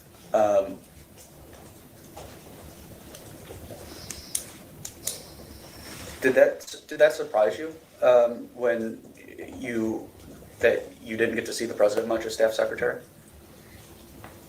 I had called, when I became staff secretary, I had called previous staff secretaries. So just as preparation for the job, I had called Todd Stern, who was a staff secretary for President Clinton. I exchanged messages with Phil Kaplan, who was staff secretary for President Clinton. I believe I exchanged messages with Raj Date, who's a staff secretary for President Obama. I had spoken to John Podesta, who's the first staff secretary for President Clinton. So in my general parameters of this, this did not seem surprising to me, but I did not get into the particularities and details. A couple other questions about responsibilities. As staff secretary, were you privy to the president's schedule? I was. Did he have both a public and a private schedule? He did. Were you privy to both? Yes. Did you have a hand in planning and actually scheduling, or was it just you were able to see the president's time? Yeah, I mean, we had to ensure that the president was briefed for all of his events and meetings, so we got the schedule in that form. When did the schedule usually start? What time? 9 or 9:30. And when did it end? I mean, it could end like 10 or 11. What was kind of normal? I'd say 7. Was it common to use phrases like desk time or POTUS time on the schedule? I believe there were, yes, I don't know if they used the term POTUS time, but I believe there was desk time. Desk time. Was that in his public or private schedule? I didn't review his public schedule regularly, so I don't know if it was in his public schedule, but there were times where it said desk time. What did that normally mean? In my experience, the desk time got eaten up by other meetings or crises that would come up. So desk time was supposed to be kind of a buffer time, but in my experience, they didn't seem to have much buffer time. Were there any other terms used to built in, like, excuse the informality, but non-working time in the president's schedule? Not really. Were there any times where he was not available for something that was scheduled? Not that I'm aware of. I mean, my experience with the president's schedule was that it was a pretty packed schedule, you know. The time that I saw the schedule was from October 2021 to, like, I did not have access to the schedule after when I was DPC chair. And so my experience with the schedule was that I felt relatively packed in the sense that you could have desk time on the schedule, but something would arise where the president needed information for a call for a member of Congress. We'd control the information flow of that, so we would organize that call. Like, we'd get the briefing for the call, get it up to the Oval Office. So, you know, just not my general experience that there were just open windows of time. They usually felt like they got eaten up. What you just described was in your role as senior advisor, though, not as staff secretary. No, that's a staff secretary. Okay. I did not receive the schedule as senior advisor. I only received the schedule as staff secretary.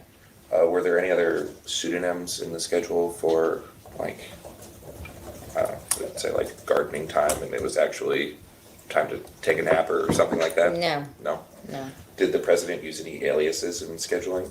No. Nope. And I'm not familiar with him using an alias ever. and I think you just said this, but just for clarity, when you became chair of the Domestic Policy Council, you no longer had access to the schedule. I mean, I saw like what was in the press. Okay. Just a few more responsibility questions for Sure. staff secretary time. Did you have any involvement in the production of White House transcripts? No. What about involvement in cabinet meetings? I sat in cabinet meetings. Did that change? Was that consistent through all three, or was that only as staff secretary? I sat in cabinet meetings both as staff secretary and as a domestic policy chair. I did not sit in cabinet meetings as senior advisor. Were you planned in the process for scheduling, or were you involved in the process of scheduling or planning a cabinet meeting? Not as a regular course. There were occasions where one of my issues would be a significant issue, and then the cabinet staff or cabinet secretary staff or Evan Ryan would reach out to my office or directly. Were you involved in cabinet meetings in either the Clinton administration or Obama administration? No. Do you recall how many cabinet meetings President Biden held? Overall? No. Were there cabinet meetings, full cabinet meetings, that were outside of kind of the public view? Well, he had multiple meetings with cabinet members. I'm saying kind of the like big Full ones cabinet? that had the TV pool in them. Like, how many of those cabinet meetings did you have full cabinet? If you know. I don't know. I mean, my memory was that they were about once a quarter, once every 6 months. And then after the TV pool and reporters left, did the cabinet meeting continue? Yes, Who sometimes for quite a long time. who on the staff in the White House itself usually attended those meetings? Do you want me to just give you the whole list of names of people who usually went? A rundown. Like, I imagine I mean, it's the a lot of cabinet people. secretaries went. All the cabinet secretaries' secretaries. staff went. Maybe by position. Okay, rather than so- individual names. So, the chief of staff, all three, 2 to 3, there were 3 deputy chiefs of staff under Jeff Sines, there was 2 under Ron Klain. The Assistant to the President for Legislation, the Cabinet Secretary herself, the NEC Director, National Economic Council Director, the National Security Council Director, the Domestic Policy Council Director, the counselor, Steve Ricchetti, the senior advisors. I don't think Anita Dunn went to the cabinet meetings. The communications director, the press secretary, Gene Sperling went on many an occasion. Sometimes Jeff Science as a COVID director went. Were you involved at all in setting the topics for the meetings? I didn't control the topics, but sometimes, we would have a discussion about, they would designate Secretary Becerra to talk about healthcare, and so I would be alerted to that. And I think I was in a cabinet briefing ahead of the cabinet with the president once or twice. You kind of just touched on this, but if you have more, did the White House coordinate topics with departments and agencies prior to the meeting occurring? I believe they did, yes. But I also sat in cabinet meetings where it went off topic. The president said to people, "What are your thoughts?" In both the public and the private version? Yes, only in the private version. Only in the private version? Yeah. All right. Yeah. So there was one cabinet meeting where he kind of opened the floor, and there was like a robust discussion between the HUD secretary and Deb Haaland and a few other people. That was not scripted, as far as I could tell. Prior to the meeting occurring, were there questions and answers scripted in advance between the president and the secretaries? I believe that questions were offered, and I think that there were answers. Yes, I think there were answers. So This is in the public? This is the private section, but also there were, in my experience, there were times where that was ignored. In the times where it was, I'm going to use the phrase scripted, please don't take anything by it, and if it's wrong, correct me. In those times, did the White House reach out? So if it was Health and Human Services, if it was Secretary Becerra, did the White House reach out and say, Mr. Secretary, can you ask this question of the president and then coordinate what the answer was going to be? Is that what you're saying? Oh, no. I think the president was generally asking them questions. Okay, so flip it then. You would. But I don't know if they called them, or I don't know how that happened. I mean, it wasn't my job to do that. Okay. In those meetings, was there ever a teleprompter? No. What about note cards for the president? I believe he had note cards because there was one time I sat sort of close behind him, but I don't really. You don't know what was on them, or? No. To your experience, did the president ever have any kind of script for those meetings? I'm going to call on the Attorney General first, then HUD, then DOD, or was it a little bit more free-flowing? As staff secretary, I would see the materials the president had, and he often had a flow, there was things that they wanted to, as I understood it, reviewing the materials, they kind of wanted to, these meetings were meant as accountability exercises for the cabinet secretary, so he would ask them particular questions and with a plan to have follow-up in between those meetings on those topics. I was in cabinet meetings where it felt pretty free-flowing at particular times. I was in cabinet meetings where it kind of felt scripted. I was also in meetings in between, after a cabinet meeting that Jeff Zients had called, where he was trying to hold people accountable based on things the president had pushed onto the cabinet, or sort of requested of them. And you said most of the time it was the president asking the questions of the cabinet, and I don't remember if you answered this explicitly, were the cabinet secretaries provided those questions in advance of the meeting? I don't know if they were. They may well have. I You think don't know. I think they sometimes had. Yeah, I mean, I don't know. I think they sometimes had their, a staff secretary might have seen some like outline of an answer or something. Did you ever hear any concern from a cabinet secretary that it was overly scripted or they lacked access during those meetings? I had heard that they were boring. From who? I honestly don't remember, but it was like kind of a thing that they were boring. From the secretary level or from the staff? that Oh, it might sat have in the been the back? staff level, but I felt like people had kind of complained that they weren't like, I mean, sometimes I was in a cabinet meeting that went for 2.5 hours. Like it was long. That would explain how desk time gets used up, right? Yes, All right. a good example. So as staff secretary, sitting, I'm gonna ask just some broad questions Sure. about the contours of that job. You were sitting on the ground floor. The Oval Office is on what floor? The first floor. Part of your job was to control what papers made it in front of the president, right? Yes. Did you find that to be an awkward system, that you were sitting away from the Oval Office? I believe I had the same office that staff secretaries had for like 30 years. I mean, I had the same office that the staff secretary had or at least in the beginning of the Clinton White House.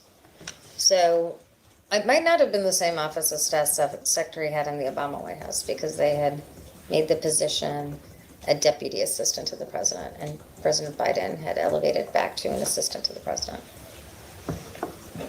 So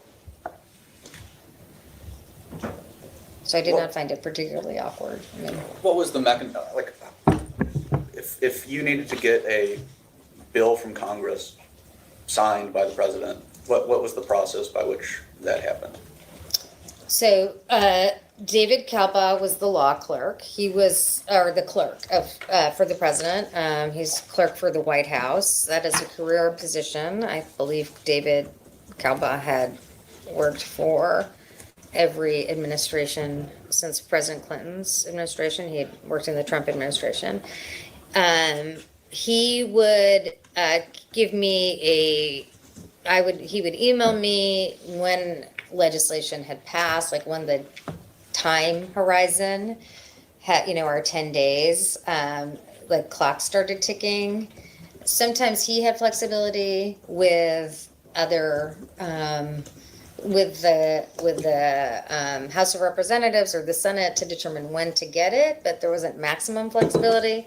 So he would alert me. Mr. Kilbaugh, you're talking Mr. about. Kilbaugh would alert me to that the clock was ticking, and I was often on email chains with the Annie Tomasini or her designees. And Louisa Terrell, who was Assistant Secretary of Legislation, and we would be sort of managing this process. And essentially, we would get the bill from David Kalbaugh would receive the bill or go to the Hill and get the legislation. We would receive it in staff secretary.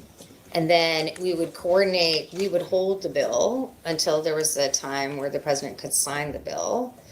And then the president, and then we'd send it up to Outer Oval Operations.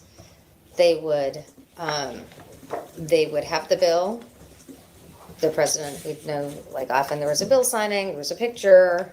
The president enjoyed those. We got the picture taken, the bill would come back, or there would be a bill signing. Then we would get the bill and we would give it back to the clerk. Did David Kalbaugh, is that C-A-L-B-A? Is that what- Kalbaugh. Thank you.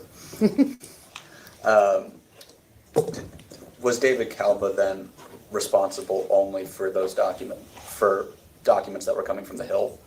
No, he dealt with executive actions of the president. So executive orders, he reviewed those, letters to the cabinet secretaries, proclamations, the So- whole suite. He was ultimately in charge of getting these documents to Oval Office operations. Is that correct? No.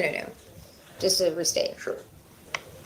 David Caldwell would get the document, like, let's just say legislation, right? A bill passes, we have 10 days.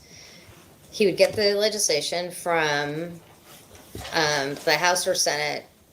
I don't remember the names, maybe it was clerks too there. He would get the bill. He would bring it to my office. I often had bills like on my desk. We held on to the bill until, it was my practice to hold on to the bill until we had a time by which the president was signing the legislation. Then our office took it up to Outer Oval.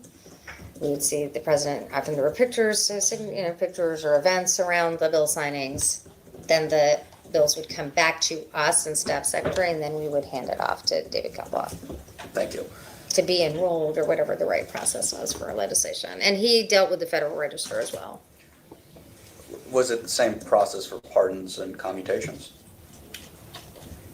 No, the pardon process, I believe, operated through White House counsel.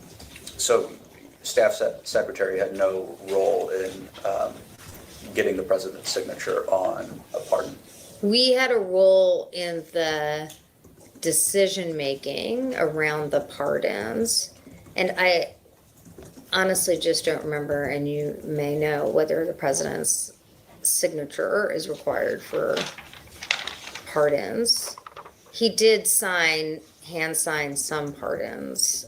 Those were the pardons that I'm aware of that he hand signed were the ones in which they were prisoner exchanges for deals to release American hostages. Do you know the name Rosa Poe? Yes. Who is she? Rosa Poe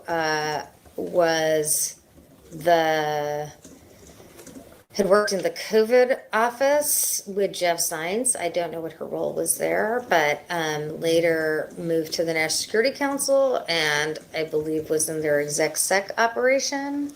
And then were moved to be, I guess, like chief of staff or counselor or something, or a senior advisor to Jeff Zients. Was she involved at all in the pardon process? I don't, the pardon process in general? Yeah. No, not that I'm aware of. And then one last kind of like communications question. Did anyone have the ability to send emails on behalf of the chief of staff or Bruce Reed or Mike Donlin? So sometimes it comes up in Outlook as like sent on behalf of Jeff Zients, but it would show up as looking like it came from Jeff Zients. Do you know if anyone had that ability? I don't think so. I'm sorry, just say that again. On behalf of? Say what you asked your question again. Did anyone have access to email accounts in order to send emails on behalf of? So if someone had control or access to Mr. Zients' calendar and sent out a calendar invite, it would say a calendar invite on behalf of Jeff Zients. Oh, that might have happened. I just don't know. Okay. Like, I just don't recall. Yeah, I think it came.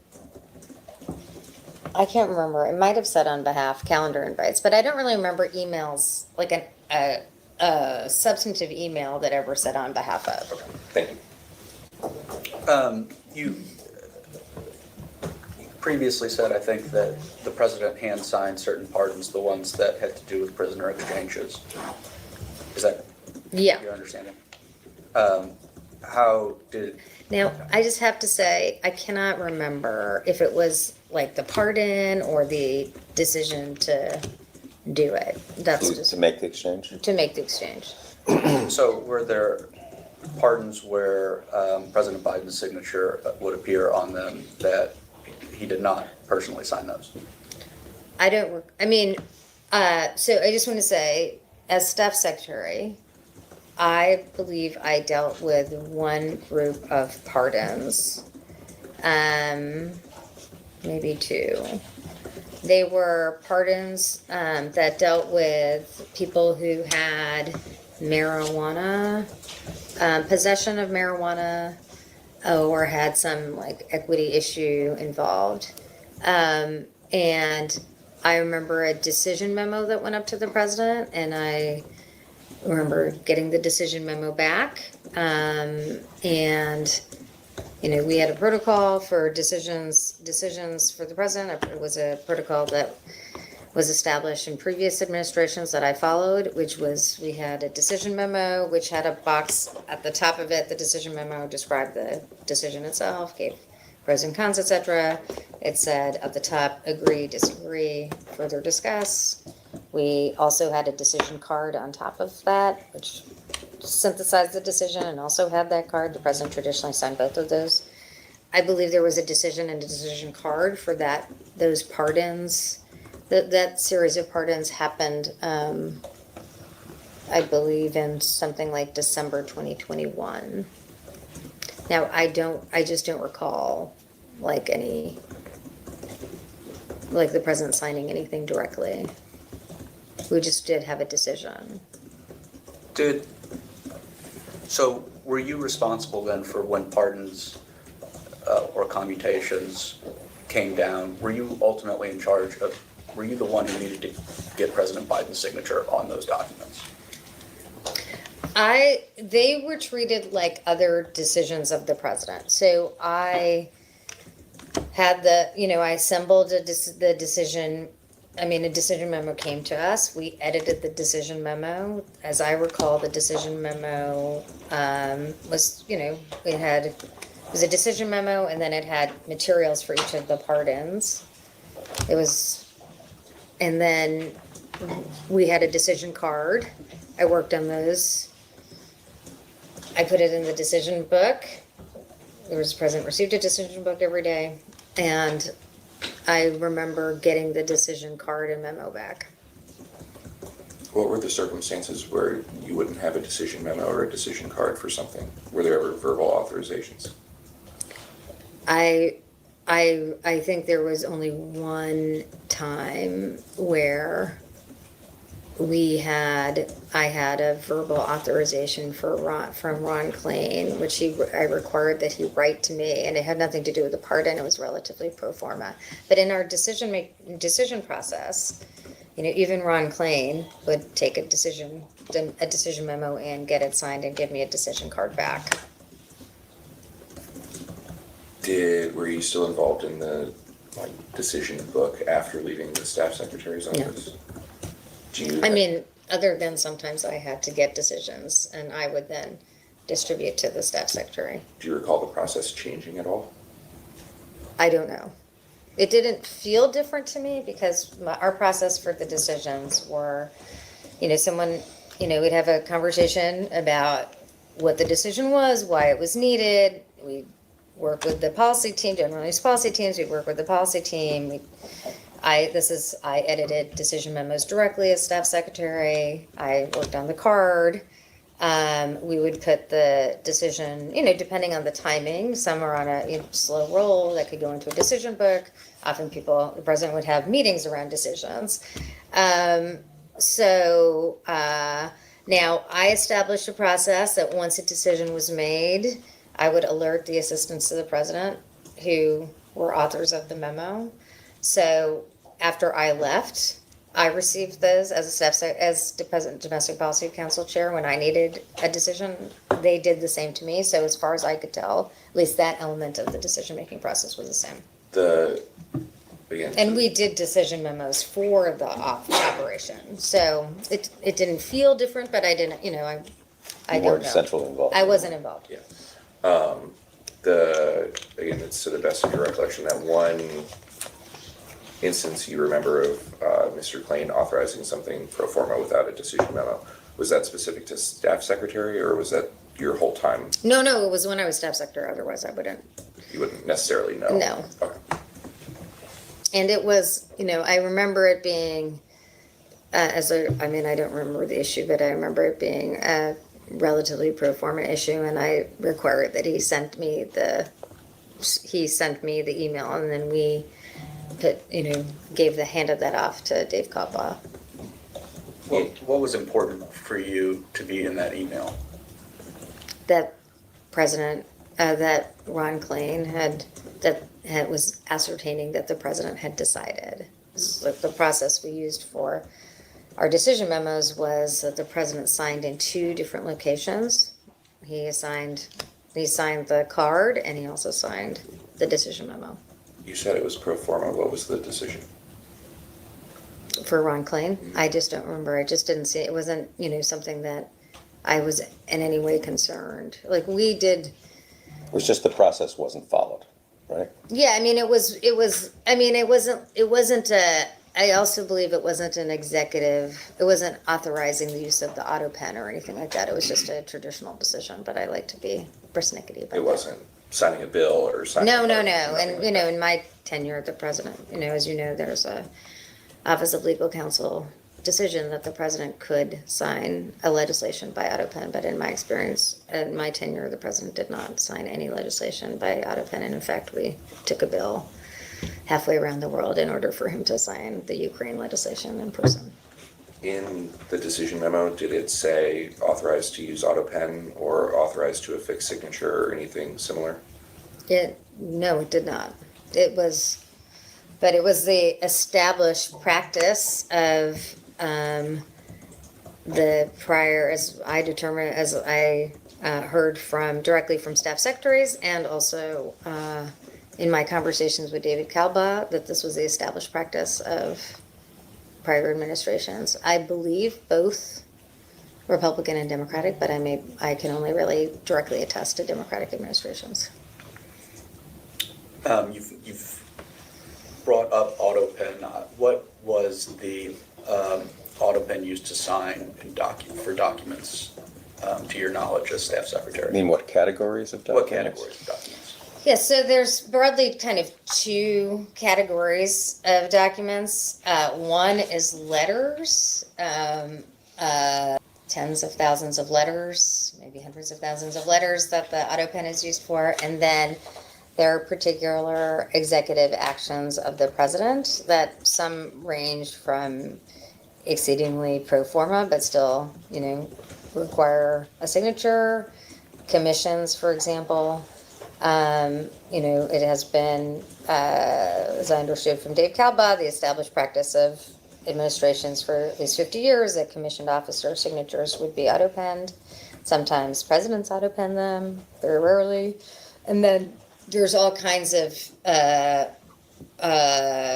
executive actions for the president. So that can be, for example, a continuation of national emergency. To step back, whether you continue sanctions on a country that is under sanctions. So every year, a continuation of national emergency is, every year sanctions have to be reauthorized by the president under the power of the national emergencies. So, might not be the biggest decision of whether the president was going to re-up Iran sanctions, but we needed to have a decision from the president to do that. So that's the kind of thing that we would have decision memos around.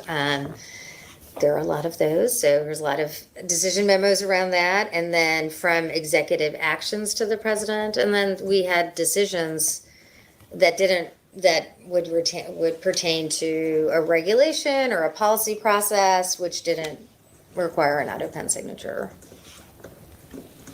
But you're asking auto pens, right? That didn't require auto pen Okay, signature? so I'm sorry. There's decision made. We had a lot of decisions, some of which required auto pen, didn't require auto pen. There's a use of the auto pen. When we use the auto pen for executive actions of the president, not for letters, the president there were some exceptions to letters in which the president would sign. It was his habit to sign military condolence letters in it, by hand. But everything else was basically auto-penned. For auto-pen use for executive actions of the president, that could be a proclamation, specifying a particular action. It could be an executive order. It could be a letter to, it could be a kind of letter to cabinet secretaries. We had a process by which we had a decision memo for the president. We had a decision memo around the use of that, around that action, and then the card. And he assigned his signature as a matter of course to both. And it was only when those two documents were returned that the auto pen could be used. Yes. I mean, not could be used. I mean, there was a time or two we only got the card with his signature. Now, I also reviewed these memos. He often made dots on the memos. He wrote notes. He would come back with questions. We'd have to, I always had to review them because he might ask a question in which there would have to be a follow-up meeting. So it was a decision memo for the underlying decision, and then a decision memo for the use of auto pen. No, there was one decision memo Okay. for the underlying decision that authorized the use of the auto pen with the decision. And then a card that was the synopsis of the decision memo, Yeah. and the Yes. president Signed initialed both. or signed both. So in the decision memo regarding the actual executive action, it would have a line that said, I authorize the use of auto pen for this. I don't know that it did. I'm sorry if I'm No, I'm misunderstanding. sorry if I'm not being clear. I thought you just said there was just one decision memo regarding the decision itself. And in that memo, it said whether or not you could use the auto pen for it. No, it would just authorize the decision and the form of decision, either use the auto pen or didn't use the auto pen. You see what I'm saying? Okay, so you had a- executive orders always had a signature, so it was like authorizing the use of the auto pen for that. But some things he would decide, like a policy, or would get a decision card, and he wouldn't use there was no need for an auto pen. So you had a separate memo that said executive orders need to be wet signatured except for A, B, and C, legislation wet signatured except for A, B, and C, that kind of thing? I mean, I think I talked to the clerk about what was needed for those categories. But the actual, I'm trying to get at so you said the president hand-signed, I think all legislation was what you said? Yeah. Including flying one halfway around the world. Did he hand-sign all executive orders? He did not. He hand-signed many executive orders, but he did not hand-sign all executive orders, which So I how- understood that to be previous practice. as How well. was the decision made on which one got auto-penned versus which one was hand-signed? The president would make that, or the senior advisors would make that. It usually was like, did he want to have a signing event? Did he want to sign it? I would be informed that he wanted to, it was traditional practice of whether he wanted to do a signing event for it or not. My understanding was that this was a normal practice of both administrations, of all administrations prior to. Were there, you said the president or senior advisors would make it, were there ever executive orders auto-penned with just based off senior advisor authorization? No, you mean like without a decision card with the No, president's like signature? the actual pen itself was just using the auto-pen decision. No. Did not involve the president. The chief of staff. So when I entered the role, I believe there was a memo from the chief of staff to the clerk, and I believe this is a standard practice, designating me as a person who could authorize the use of the auto pen. All right, that's what I was trying to Oh, get at, sorry. if there was any Oh, yeah, kind so of that's it. guidelines on how it was used, Yes. what it was used for. Yes, so believe the auto pen, I had a memo there was a memo when I started that authorized my use of the auto pen, and my deputy could authorize the auto pen, and we were commissioned officers, the only commissioned officers. Now, I oversaw the use of the auto pen for for executive actions, and my deputy oversaw the use of the auto pen for only for letters, correspondence. Last question, I know we're a minute over. Were any other staffers authorized to use the auto pen? I cannot recall if Ron Klain was authorized to use the auto pen, but I don't believe, he never used the auto pen during my tenure. Thank you. Go off the record. And, oh, can I just say We'll one more go thing? Back on. So the way the auto pen worked is that David Calbaw's office actually controlled the auto pen. So when we use the auto pen, it would be that I informed David Calbaugh and he would have his staff actually auto pen the document. And, you know, he's You never personally auto-penned a document? I didn't even see it, the process, until late in my tenure. And as I said, David is a career official who'd worked in both Democratic and Republican administrations, including President Trump's. Thank you. Go off the record.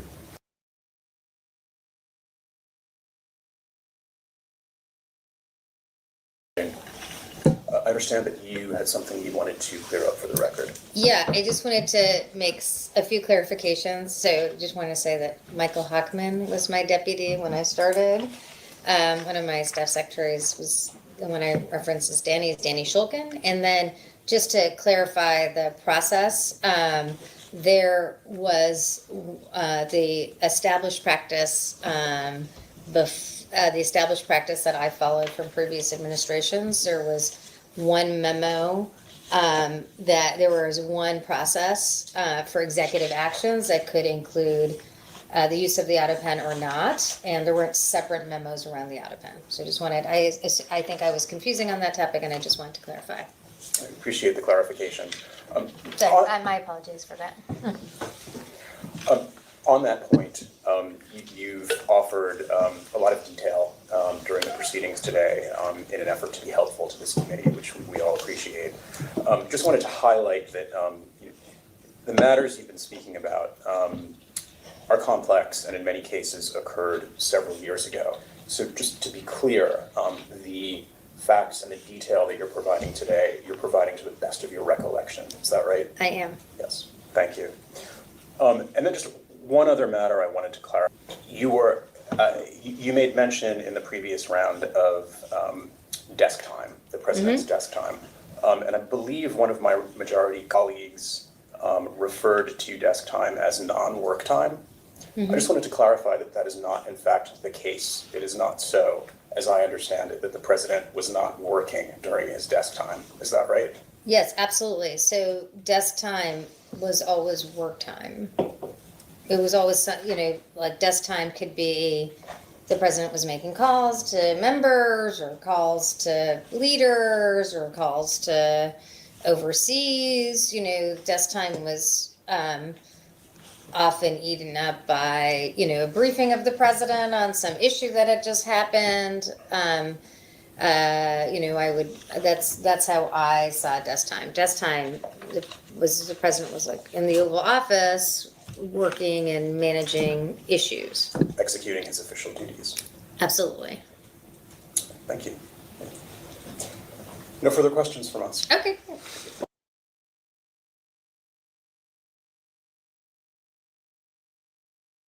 On the record. Ms. Tanden, you just mentioned that what activities President Biden did during desk time. How do you know what activities he did during desk time? I often received a schedule after I received a readout of the president's day for the record, so I was able to see how the president spent his time. And that detailed what was done during desk time? Yes. And who authored that? I believe it was Outer Oval staff. I'm sorry? Outer Oval staff monitored the descriptions of his time. Thank you. Okay, Ms. Tanden, I'd like to keep going on some questions regarding the workings of how you did your job as staff secretary. And I'm just hoping that you can clarify for me, not having been the staff secretary, this dynamic with decision memos and the decision cards. So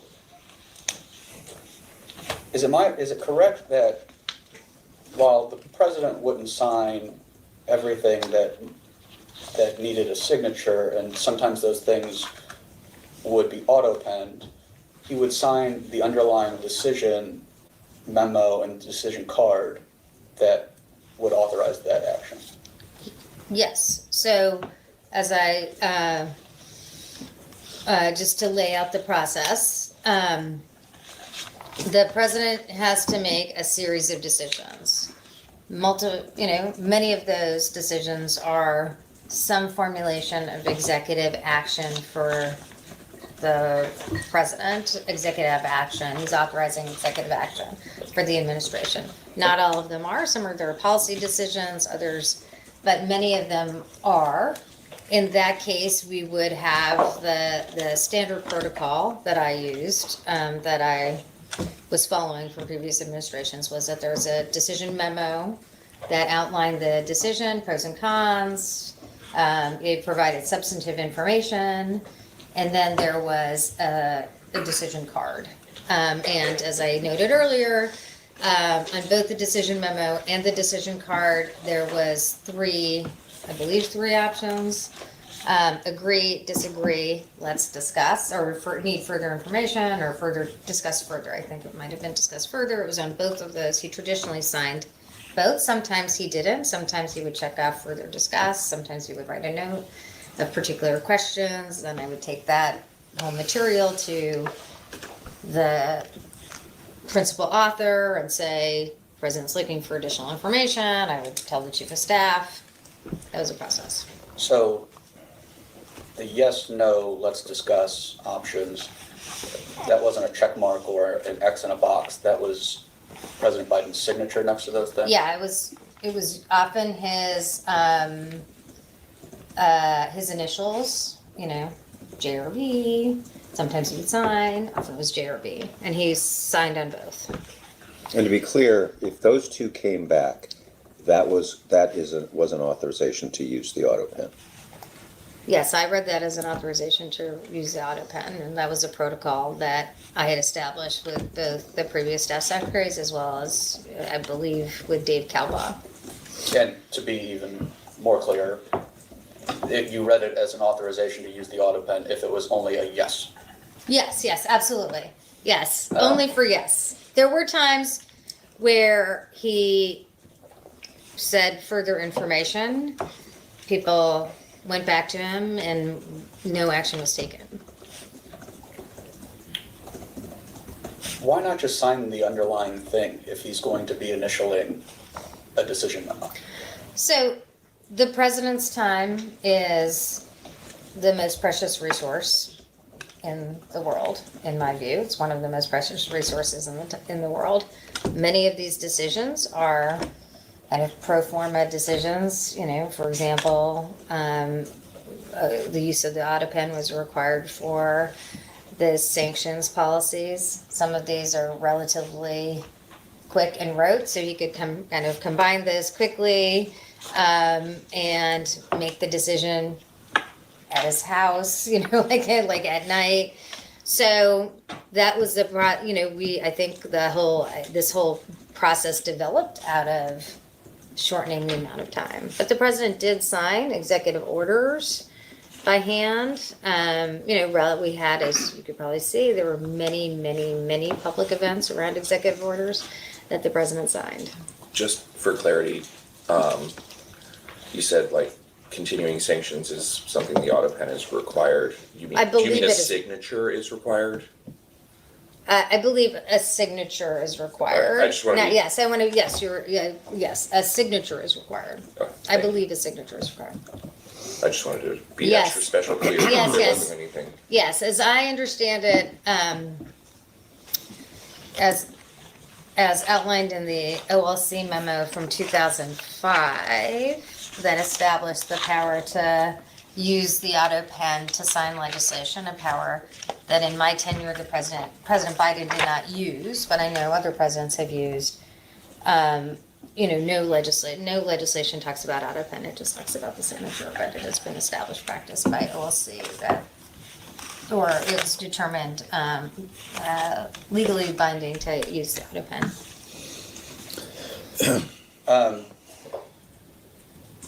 So some executive orders from President Biden were signed via auto pen, correct? I believe so, but I cannot remember which ones. But how was the decision made whether an executive order would be signed by auto pen or not? I mean, I think they were subject to the president's schedule, like whether the issue rose for him to do an event around it, or, I mean, my sense was that he signed by hand a lot of the executive orders, but I don't actually recall the difference of whether there was executive orders. Yes, there were some executive orders. There was one on Native American. There's one I remember, Native American missing indigenous people that he, he reviewed, and then we used an auto pen for, but I don't remember all the details of which were executive orders he signed and which he used for the auto pen. But generally, there were events around executive orders. Forgive me if I missed this, but who makes that determination whether it's going to be auto pen or hand? You said the schedule was a factor, but who's making that determination? Well, If you know. I mean, I think it often was the chief of staff. Or other, like those people deciding his schedule. But I don't know the full extent of it. You said you never operated the auto pen. No. Who did? As I testified earlier or spoke to earlier, David Calbaugh oversaw the operations of the auto pen, and their career staff who actually used the auto pen.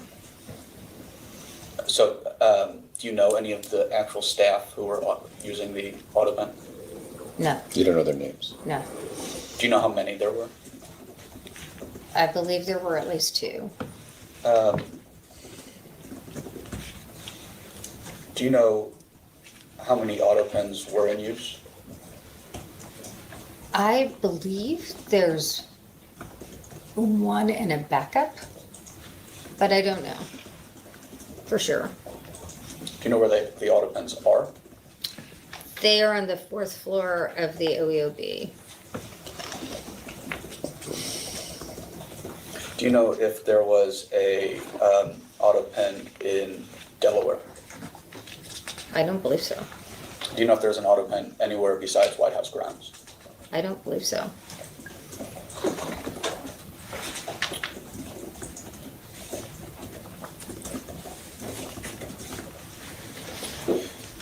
Did situations ever arise in which you would just go get President Biden's signature on a document that needed to be signed?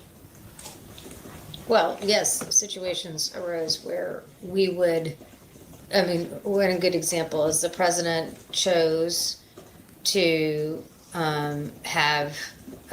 he chose a process where he had to sign for any increase in weapons for Ukraine. So I don't believe that was required by law, but he set up a process where he wanted to essentially ensure that he was deciding on any increased weapons for Ukraine. So in that, we had a quick memo. Sometimes those decisions would move quickly. We would we would have the decision memo. We handed it to at our Oval Office operations, and they handed it to the president. And then we would get it back relatively quickly. That happened one time. Our office sent it up at like 3, and we got the signature back by 4, I think. I think you made reference earlier to when you became staff secretary, the amount of interaction you had with the president actually decreased. Do I have that right? Marginally. I saw the president maybe once every 6 weeks after that. There were times where I went in to talk about a decision. That didn't happen very often. It was my experience that was also not the case for prior staff secretaries. They're usually handled by policy staff or senior staff. So I saw the president probably less frequently, but not, it might have been once every 6 weeks, once every 2 months, not once every 7 months or something. I also went on trips with the president, saw the president in that process. How often did you travel with the president? I think I went to 2 or 3 trips with the president. I didn't travel that often. I sent my staff. Where'd you go? I went on the trip to Poland and Brussels. I went on a trip to, this is my time as staff secretary. Yes, ma'am. I went on a trip to, the president was doing a voting rights speech in Atlanta. I think those are the 2 trips I went on when I was staff secretary. Oh, and I went to Los Angeles for the June Summit of Americas, I think in 2022. Any trips as DPC chair? Yes, I went on multiple trips as DPC chair. A handful, a dozen, Somewhere between 6 and 12. all domestic, or did you go on foreign trips? I only went as domestic policy chair. Yeah, yeah. Only got to go to domestic policy. I have to ask the question. No, I'm sorry. That's fine. Did you ever go to Delaware? No, Did you ever go to Camp David? no. But when the president traveled, somebody from your staff would travel with him. Yes, Why is that?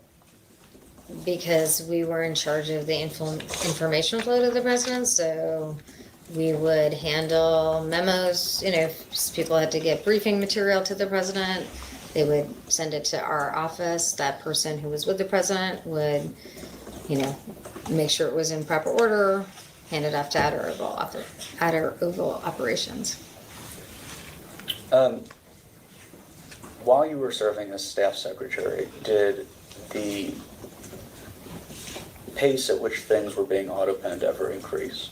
No, not that I recall in any way, shape, or form. Did the mix of items that were being auto-penned change at any No. point?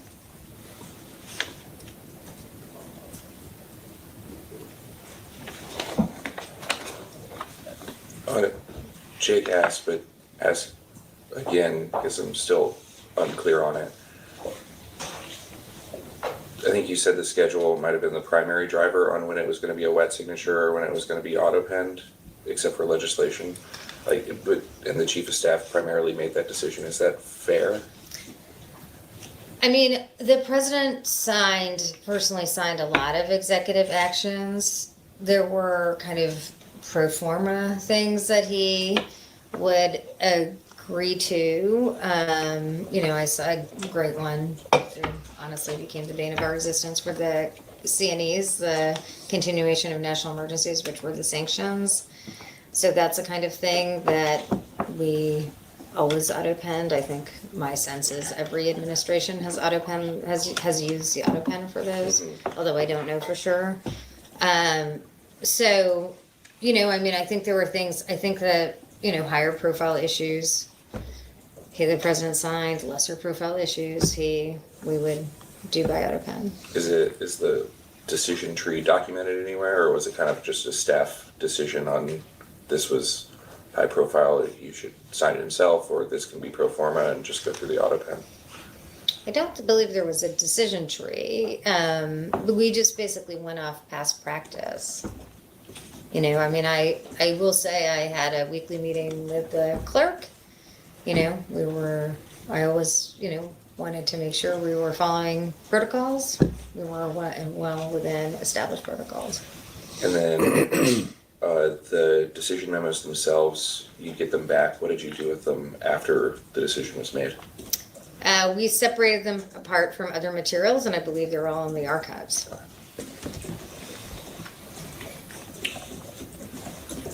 As staff secretary, was it ultimately your responsibility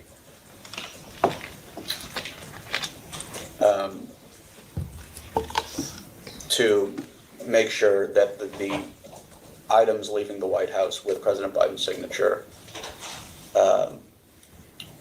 had gone through the proper process of getting that signature, whether through auto pen or President Biden signing them himself. I'm sorry, what do you mean by items leaving the White House?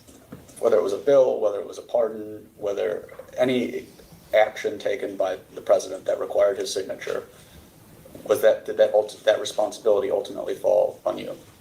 I mean, the way I perceived in my role was that my role was to oversee the decision process and get the president's approval or disapproval. You know, I mean, I consider my role is to just ensure he was getting the decision and he made whatever decision he wanted to make. And I was part of that process. So I didn't understand, it didn't really conceive of my role as making sure all legislation was approved. I was like trying to get the decision from him. I guess I'm not really clear on what you're asking. I think he's asking, were you responsible for putting out the decision to the outside world? Is that Yes. right? Oh, yeah, well, I would inform the assistants to the president who made on the decision, and then they would, you know, operationalize that process. So people would then inform communications if that was necessary or other steps. Well, let me ask you this. Let's say there was a 5-page bill that needed to be signed by the president. And through whatever process, President Biden signed the wrong bill. He signed a draft or something like that. This is hypothetical. Yeah. Would that mistake ultimately be your mistake? And let me ask you, did that ever happen? No. That, to your knowledge, President Biden signed the wrong document or the wrong bill? No. But I could have been David Calaba and I worked together. And he was under our broad auspices of the staff secretary. But, you know, ran his own department. So if he gave me the wrong bill and I gave that to the president, you know, I don't know that that would have been my fault. Could have easily been Dave Calba's fault. So I'm not totally understanding the nuance of I don't mean to lie to your question. I'm just not totally understanding. Is it your responsibility as staff secretary to make sure that the president is signing the right document? Yeah. I mean, if broadly speaking, sure. And you would only see the president maybe once every 6 weeks. Yes, but I saw his signature regularly. You know, he made notes on memos, you know, like. Did you keep a log? I believe, I keep a Wait, log. a log of what? Yeah. You know, you making sure that all the decision memos that you got that were yeses had signed outcomes? I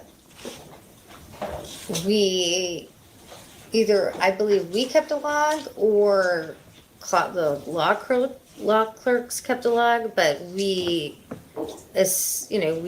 ascertained that there was a signed memo a signed decision card and memo for everything that and it was an affirmatively signed decision card for any action that we were taking. I'm saying more, so like, you got the decision card on, today's Tuesday, you got the final decision card on Tuesday.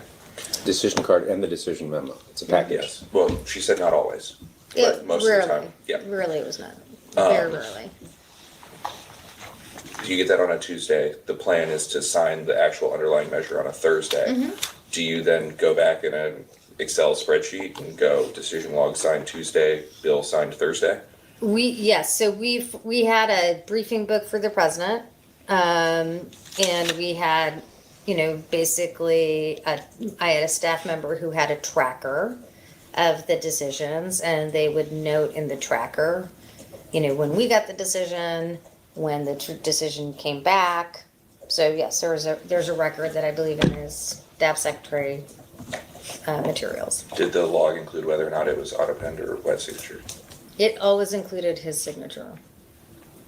But there wasn't a category in the log of used auto-pen on this day? I don't believe there was.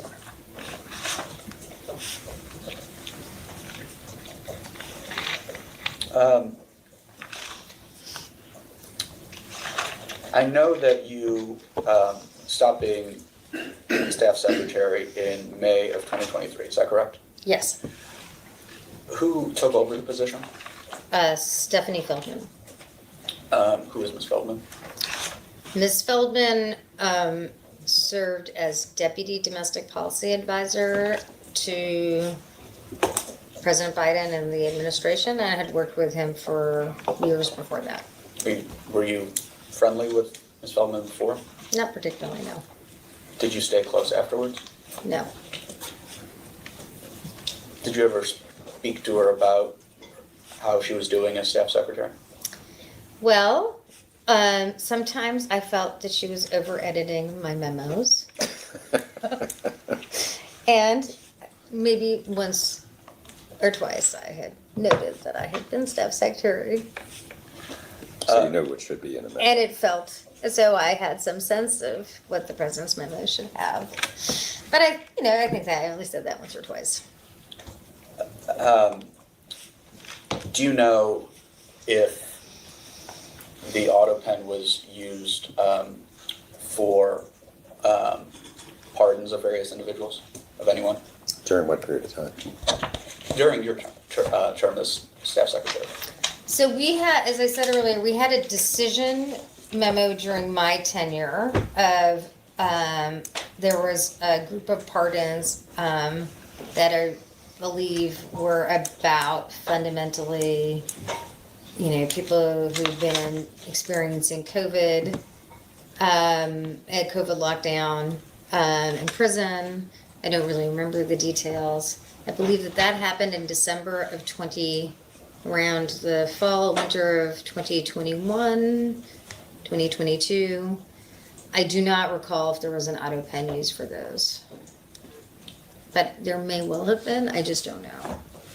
I just can't remember if an auto pen was required for pardons by the president or just a decision to the pardon attorney. Was that batch the only pardons that you recall? Under my tenure, yes, I only recall doing one.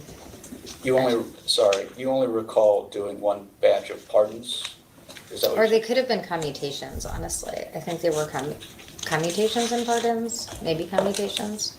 So if the president didn't want to sign pardons himself, Oh, no. I'm so sorry. There's the regular pardons, okay? Then there was this was like domestic pardons.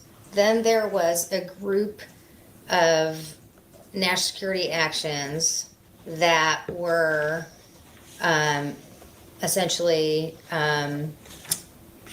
they were prisoner trades. So as part of the prisoner trade, the president had to pardon or commute some like Russian person or something who was in an American prison. And those pardons or commutations, which I do not remember what they were, he specifically signed those. And that worked through the National Security Council as well as those went through the National Security Council. so. Whereas traditional pardons went through the White House Council. But I think you said earlier that only you and your deputy and maybe Ron Klain had the ability to authorize the use of the auto pen. Is that correct? Yeah. So, but is it possible then for pardons that somebody else was authorized to use the auto pen for pardons? I don't think so. I mean, I don't know. You don't think? Yeah. I don't know.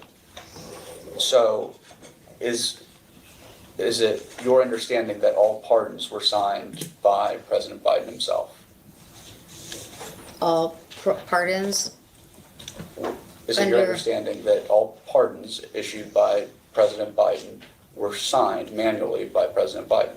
No, I don't believe that there was a group of pardons that occurred during my tenure. There's two groups of pardons that I recall. One was his national security pardons, which he signed. And I don't know that he signed the pardon. He might have just signed the decision memo around that, but with like a signature on an actual memo, not just a card. Okay, then there was the pardons that I was responsible for that happened in the winter. There was a number of cases. I don't remember if he signed that. I don't believe he signed. I know he didn't sign it by hand, And I don't believe, I can't recall if it required an auto pen or not. That's what my testimony is. Okay, I'm not trying to be difficult. I'm just trying to understand the logic here. Are you saying that President Biden, there may be pardons that President Biden issued over the course of his presidency that don't have a signature at all then?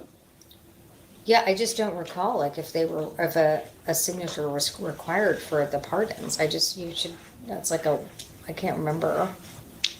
Sure. I only had, just to say, in my tenure, I only had these two experiences that I can recall. So it didn't feel very unusual to me because we definitely got the decision card with I remember the card and the memo for those domestic pardons. And I just don't recall, right at this point, I don't recall if there was an auto pen use for the pardons or not.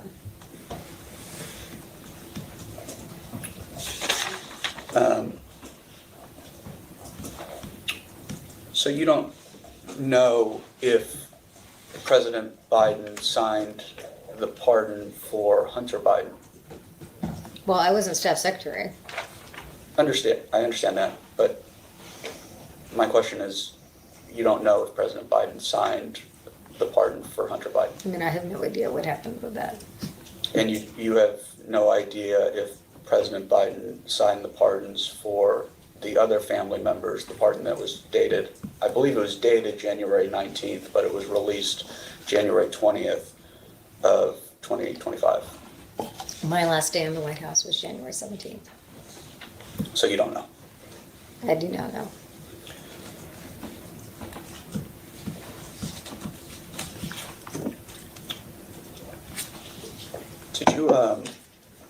Were you ever told that President Biden had to be woken up to sign something that you needed signed for during your time as staff secretary? No.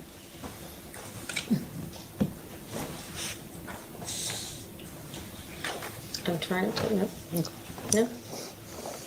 Are you sure? Sure. Was there ever a point where you needed something signed where you couldn't get to him? Nope.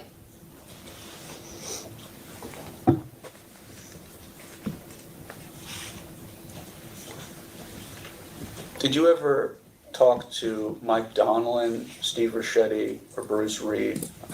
I can break it up.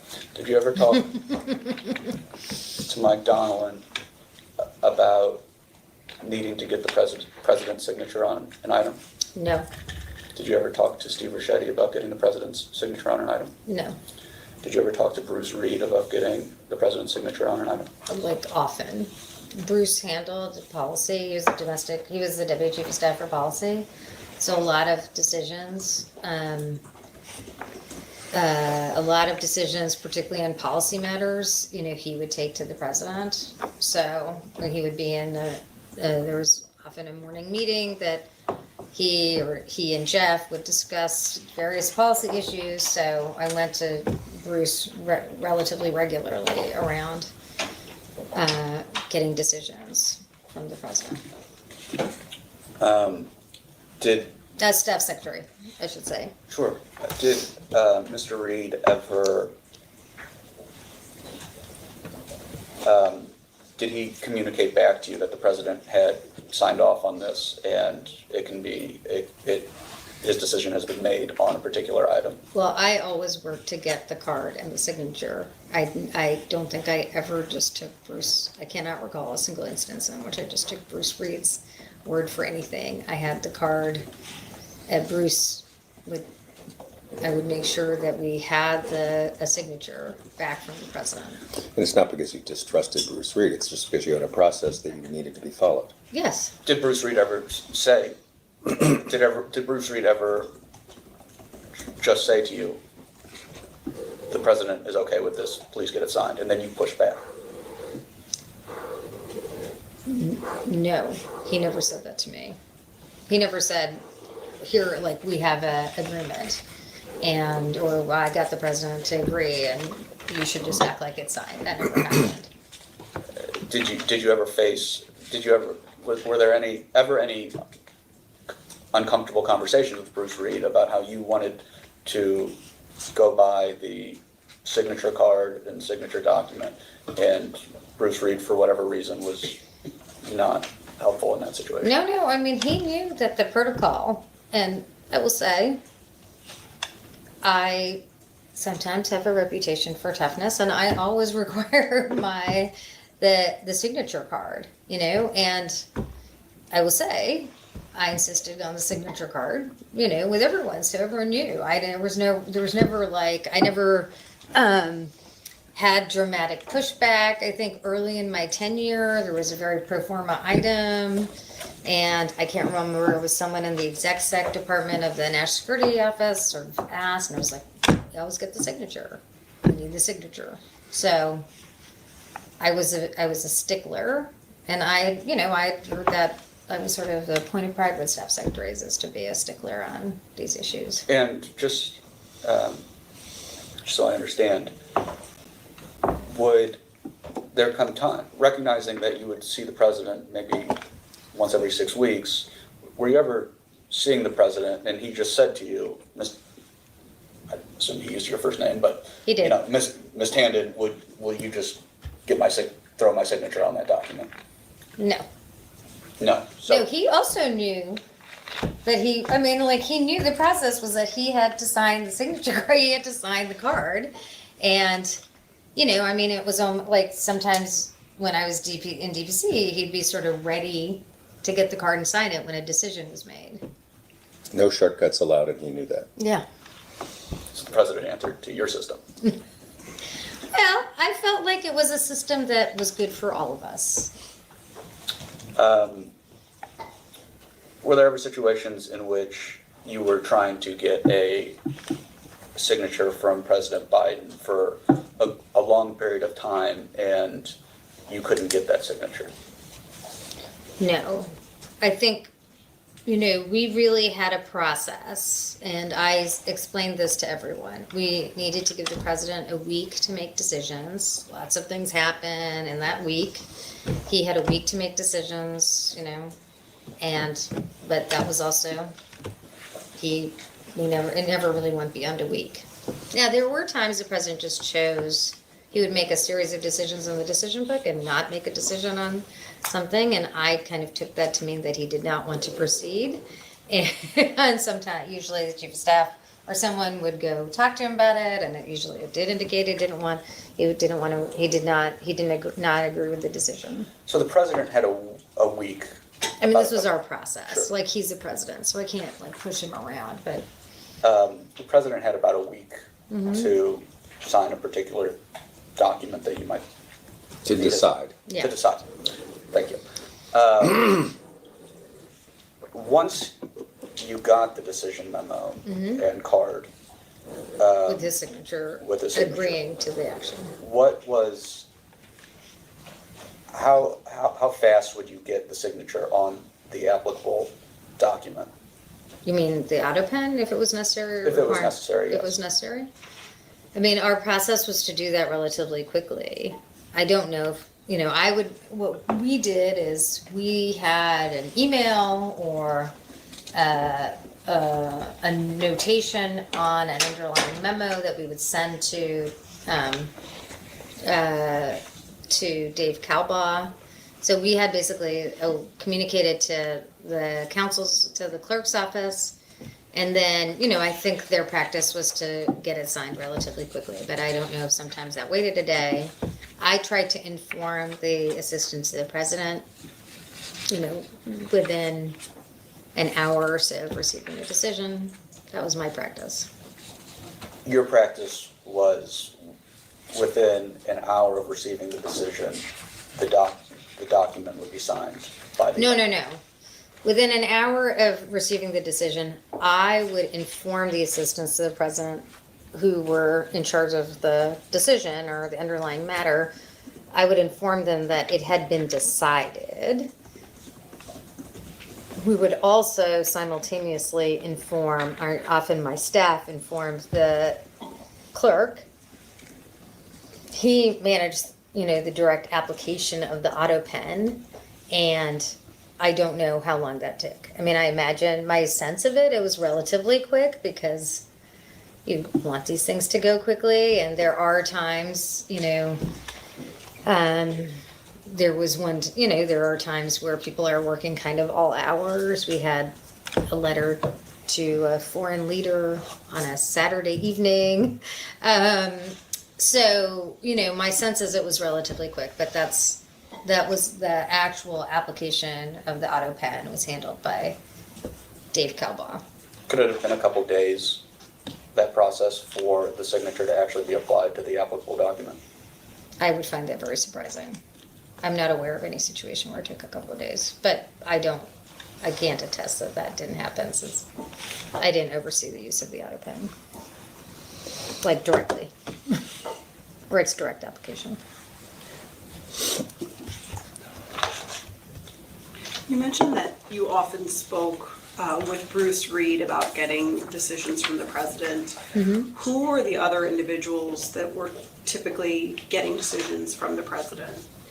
The chief of staff got decisions from the president on a regular basis. It depended on the subject matter. Jake Sullivan got a lot of decisions from the president. He got I think all of the national security decisions. In addition, there are a range of sort of pro forma decisions that would go into the decision book where the president would just decide. But it was mostly Bruce Reed, Ron Klain, Jake Sullivan.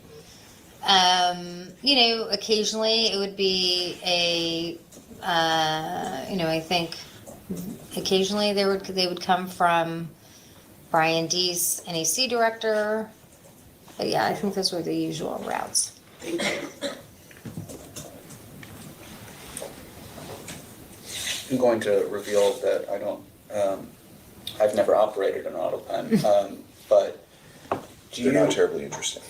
Does that mean you haven't operated it? I have operated an auto pen before. We have some questions for you. Yes, exactly. How many different auto pen signatures were tied to the auto pen? What do you mean? I mean, one Joseph R. Biden Jr., one Joe Biden, one Joe. Yeah, what are you- Something like that. That is what I mean. Yeah. Do you program an auto pen? Yeah, it is programmed, and I believe they had one or two signatures. But I think this is a better question for David Calbaugh. But yes, I think they have one or two signatures, and there is an auto pen. Obviously, it's only for letters for the First Lady. So just to the best of your record, the one or two signatures, I know there's some, like, the informal letters he sends would sometimes just be signed Joe. Then, Yeah, I mean, like, I think there's obviously it's like Joseph R. Biden on executive orders and things. I think there was, as I recall, but I mean, this is like, I don't remember well, so this could easily be wrong, but I believe it was Joe Biden and then Joseph R. Biden were the two signatures. I don't know that there was a Joe, but like there was two, like for letters, you might do Joe Biden, for like executive actions, it would be Joseph R. Biden. Are you familiar with any, if there was a point in time when one signature changed to another, to a separate signature? Yeah, I mean, I recall a conversation with David Calbaugh, and I can't remember his name. There was another office under us who handled records, the Office of Records Management, where there was some discussion of, you change the auto pen once every 2 years. So you'd go get a new signature. Is that the physical pen? I think No. he's asking about the different forms, like Joe Biden versus Joseph R. Biden. No, so I think like the idea, I think this is, had happened in like, I think we had some discussion where they were like, the standard practice was that in the next 6 months or something, we should get a new signature because signatures change. And standard practice was to do that every year or two. And I think that I left the job before that happened. And that's just changing the programming on the auto pen itself. Yeah, I mean, not like you get a yeah, new signature from the president and then they Program. program it.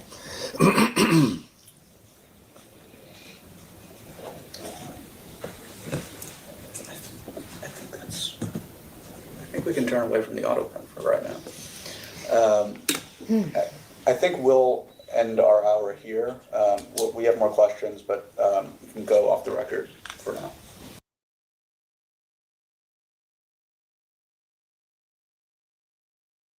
Lieutenant, to your knowledge, are you aware of any instance where an executive order was issued during the Biden presidency without President Biden's knowledge or authorization? No, Are you aware of any instance where a presidential memorandum was issued during the Biden presidency without President Biden's knowledge or consent? no, Are you aware of any instance where a pardon was issued during the Biden presidency without President Biden's knowledge or authorization? I'm not aware of any instance like that.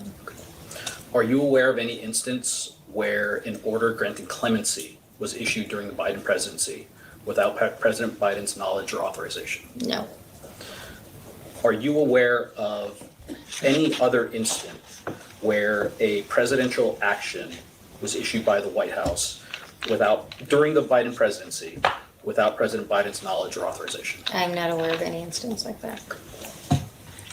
Nonsense. We'll go off the record.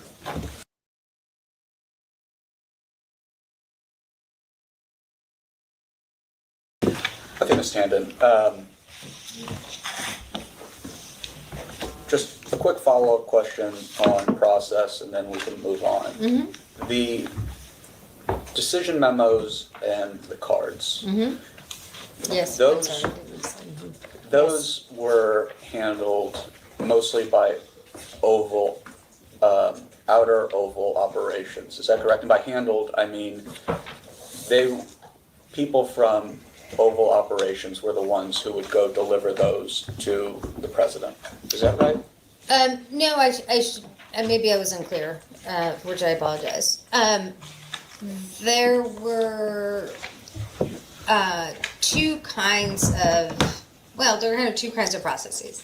So for materials that didn't require, a discussion or a big conversation, the president had a decision book. This is a process that I believe every prior president followed, at least I did, and I ascertained for sure that it was President Clinton and President Obama had this process where some decision memos, ones that were generally more pro forma, would go into a decision book. That decision book, we would assemble the decision book.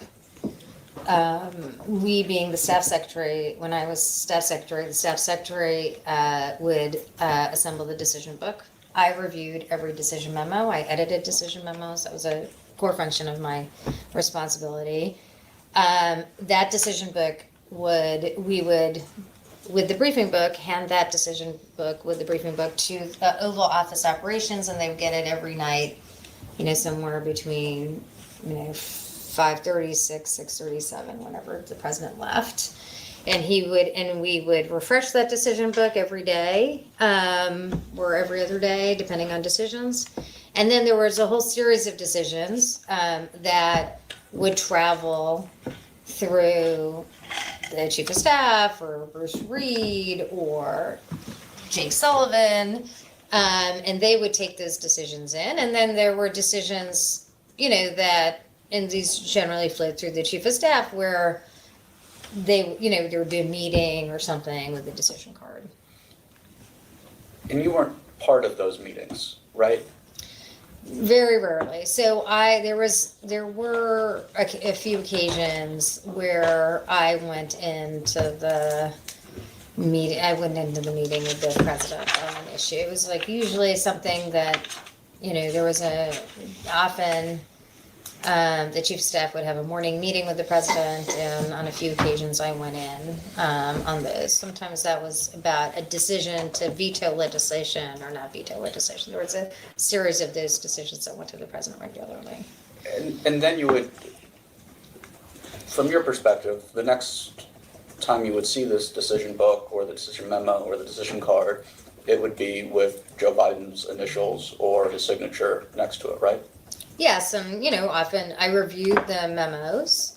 He often had the president would kind of dot as he went through a memo, so I looked for whether he wrote notes, whether he had any questions, whether he put a question mark. Sometimes you put a question mark in a section. And if there were notes, I would send that material also to the assistant to the president. So from the time that the decision book, the decision memo, the decision card leaves you and then comes back to you is a bit of a black box.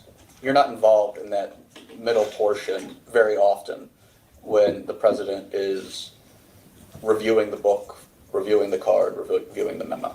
No, but I looked at each memo that I received back to ensure that it had the president's signature. Thank you. I want to change topics. I actually want to go back to the conversation that you had with Jake Tapper over drinks. Mm-hmm. That was a few months ago. Yes, Do you remember when? You might have said, I'm sorry. it was. I believe it was after the election and before Christmas. I don't remember specifically when. Maybe after Thanksgiving. Okay. Unfortunately, I don't have my record from my time in the White House. I did not maintain my scheduling records. Did you, it's my understanding that you met him with the understanding that you were just going to have a social event and Yes, talk at Bucks. at Bucks. I remembered. And Goodness. we will confirm. No. Why did you think you were meeting him? I mean, he literally asked me to get a drink, and I've known him sort of casually as I was on a show a lot. I've seen him, his like 10, 15 years ago, like we both used to go to the same public pool in Bethesda, so I've known him a long time. So I thought it was a social call. I mean, I'd never had drinks with him before, but it was also after the election, and I thought maybe you just want to shoot the crap about it. I don't know if that's a technical term, but Technical enough. Did you, and Alex Thompson was not at those. he was not present. And did you shared some stories about your families and kind of small talk, is that right? Yeah. And then Mr. Tapper brought up that he was writing a book, right? Yes. And it was your understanding that Mr. Tapper was writing a book about Joe Biden's decision to run for re-election, is that right? It was his decision. You said it was a campaign. Yeah. That's what you said. I mean, I thought he was really centering on the president's decision not to run for re-election. Like it was about, that's what I recall that conversation about. And you weren't involved in the president's campaign very much, right? Right. In 2024. So you wouldn't have been a very good source for a book about the president's campaign, right? I didn't think I was. Mr. Tapper did write a book that touched on the president's campaign to some extent, but he wrote a book that was also a review, maybe a critique of the president's decision to run at all for president. Are you familiar with that? Am I familiar with the book he wrote? Yes. I am broadly familiar with the book he wrote. I have not read the book. But I've read some of the coverage of the book.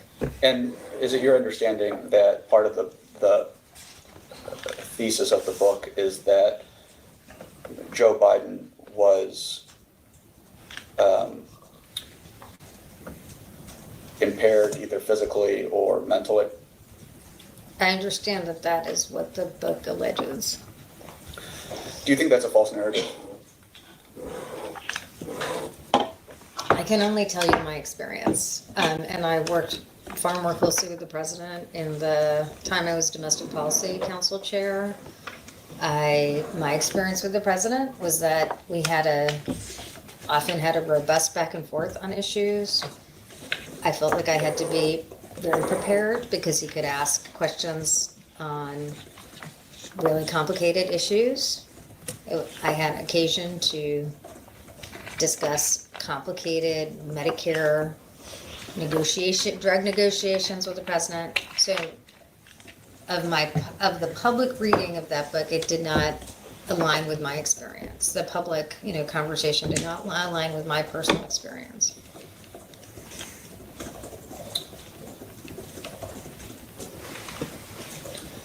You said you had complex conversations with the president. Mm-hmm. Did you ever attempt to have complex conversations with the president and he was not able to engage in those kind of conversations? No.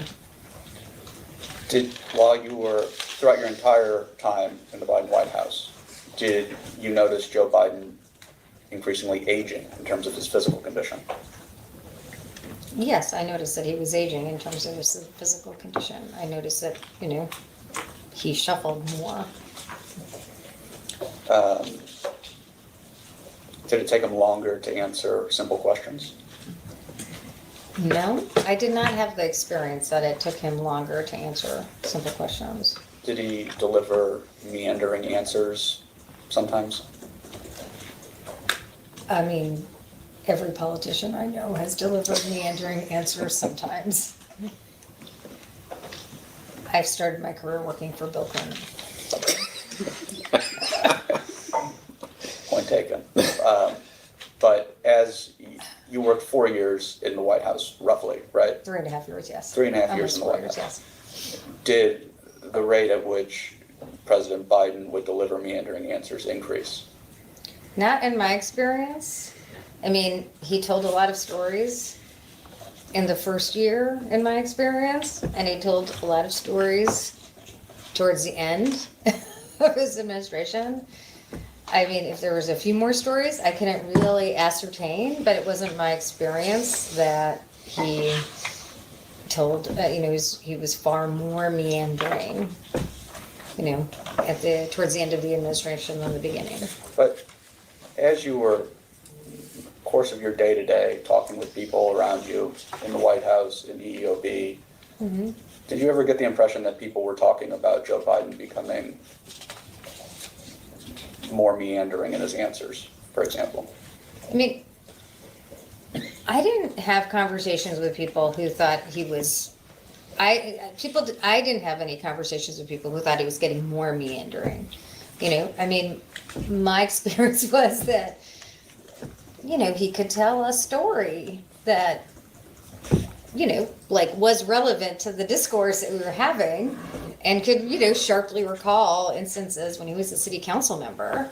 But I was not tracking, nor did I have any conversation with anyone that it was getting, there were a lot more stories towards the end than when I started as DPC chair in the beginning of the administration. I mean, he told a lot of stories. On the beginning of the administration, my first meeting with him, we had a whole conversation about the ACA, went into a long story about the ACA passage. Let's talk about the 2024 presidential debate. Mm-hmm. Did you help President Biden prepare for that? I did not. You were head of the Domestic Policy Council at that point, correct? I was. Pretty fair to assume that domestic policy would come up in the course of a debate, a presidential debate, isn't it? Yes, so Bruce Reed was in debate prep for the president, and I provided information to Bruce Reed. My staff worked with Bruce Reed's staff on debate prep materials, but I was not in debate camp or in any debate preps for the president. Do you know why? I don't. Did you find that odd that you weren't? I wasn't tracking whether previous domestic policy council chairs were in previous debate preps, but I don't believe the DPC chair was in the debate prep for President Obama and his reelection, so it wasn't my impression that Cecilia Munoz was, so I don't think I found it super surprising. But beyond being the head of DPC, you also had previously, many years before, been in debate prep with Joe Biden, had you not? Yeah, I had. Did you think that you could add value to this debate prep for Joe Biden and his upcoming debate with President Trump?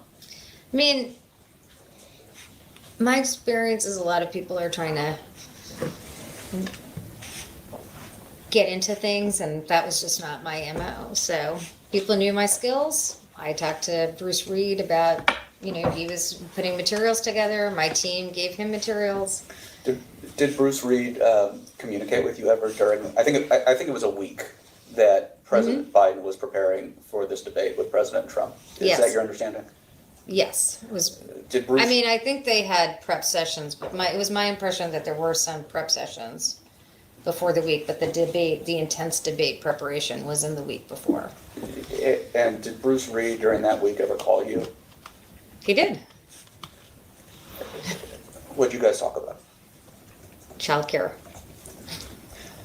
Meaning President Biden's policy position on childcare? Yes, like the specifics, like how his plan on childcare. I think the president had a specific question about how his proposal on childcare would be allocated at the state level and whether there would be a state share, how much the state would pay and how much the federal government would pay. I think that was the president's, as I recall, that was a president specific question. So Bruce called me, I answered Bruce's question, and I believe my understanding is he was sharing that with the president.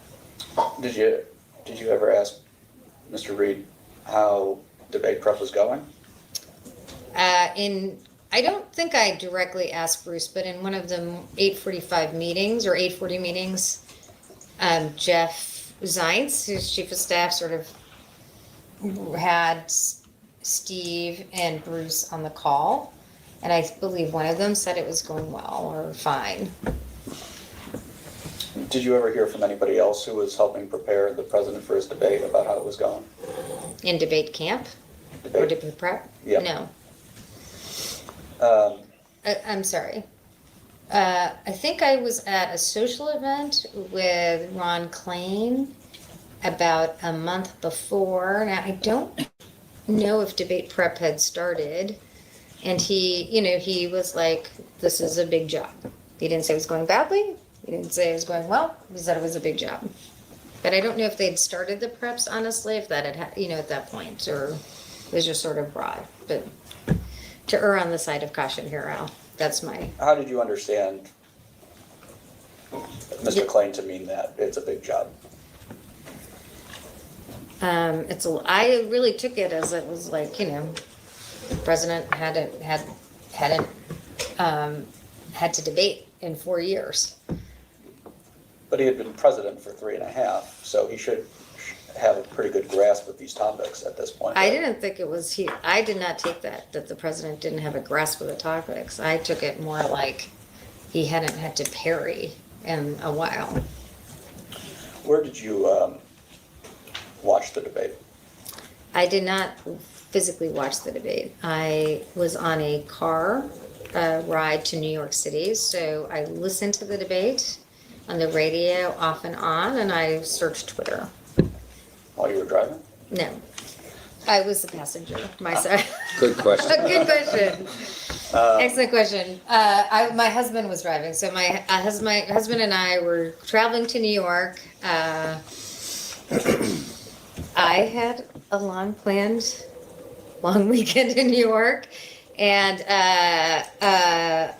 so I didn't watch the debate directly. But you listened to the debate. I mean, I saw portions of the debate afterwards. And you were following it on Twitter. Yes.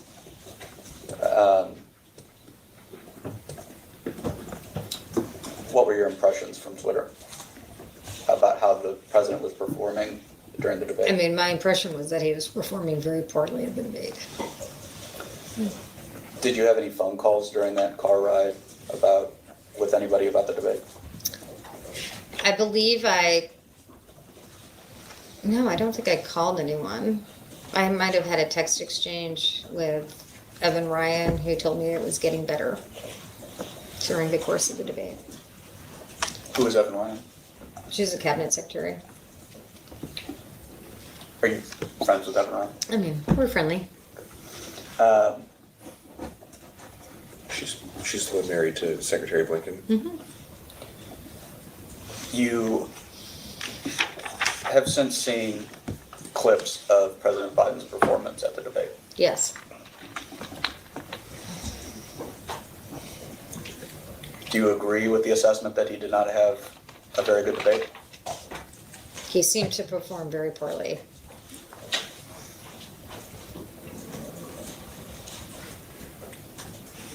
How would you describe it? I think he had a poor debate performance.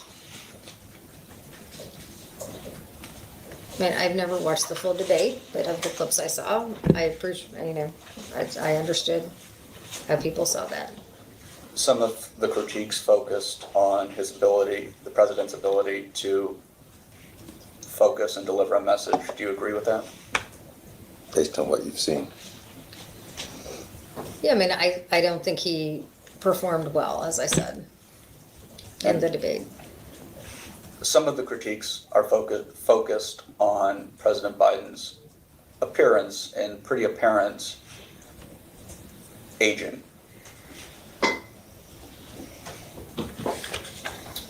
Do you think, well, you have seen videos now of President Biden's performance. Well, wait, she's assuming facts that she hasn't testified to. She said she has not seen the entire. I didn't see the Debate. entire debate. I'm sorry, you have seen clips of Yes, I've President Biden's seen performance. clips of some of the performance. Have you, in your 3 years, I guess, previously working in the Biden administration, had you seen President Biden like that before? No. I was genuinely surprised at his performance. I mean, I found it out of character. I mean, that was not my experience. Inside the White House, were there any conversations about the president's performance At the debate or just generally? at the debate? After the debate. Yeah, I mean, after the debate, at I believe 10 in the morning, we had an 8:40 meeting. Usually every day there was an 8:40 meeting with 20 or so assistants to the president or department heads. And at that meeting the next day, Jeff Zients said, he wanted to talk about the debate. Both he and Anita talked about the debate. They said the president had, it was not a great debate. The president, we all concede it was not a great debate. It's one performance. The president has accomplished a lot as president. That's what Anita and Jeff their message was, or what they were saying. And then they referenced that the president was going to have an event later in the day in North Carolina, and that, the whole staff should look at what he did his remarks in North Carolina. There was public reporting afterward that he had a cold, and that's why he did poorly in the debate. Did that come up in the senior staff meeting? I believe Anita did say he had a cold. After the debate, were there any conversations that you were privy to regarding no longer running for re-election? No. That I was privy to? No. Did you hear of any conversations around the White House about no longer running for re-election? No. Everything I ever heard about that was in the paper. Did you have any personal conversations with the president regarding his debate? I did not. What about any donors? I did not. Let me think. Nope, I did not. What about anyone from the Center for American Progress? I did not. It's been reported both in, So I should just clarify, John Podesta was not at the Center for American Progress. He was at the White House at the time. The day after the debate, I talked to John. Our entire conversation was about public perception of the debate. And, I think we thought the public perception would be negative. did Mr. Podesta think it was recoverable? I don't think we had a conversation like that, but he wasn't thinking he did not communicate in any way it was irrecoverable. And I just want to clarify, you were at the White House the day after the debate? No. The conversation was on the phone. I was in New York. Thank you. There was a decent number of reporting, and I think a decent number of aides have since said this, that they wish the president was more public-facing after the debate to kind of quell those concerns. Did you ever advocate for that or hear anybody advocate for that? On the Monday after the debate, I went in to talk to Bruce Reed about, the debate, what had happened, and I asked if the president, what was the thought about doing, press event, and he said that they were planning that the president would do a press event. It might take a week or so, but it was on the schedule to do a press event. Did it happen? I think it did happen at the NATO summit. That one? Yeah.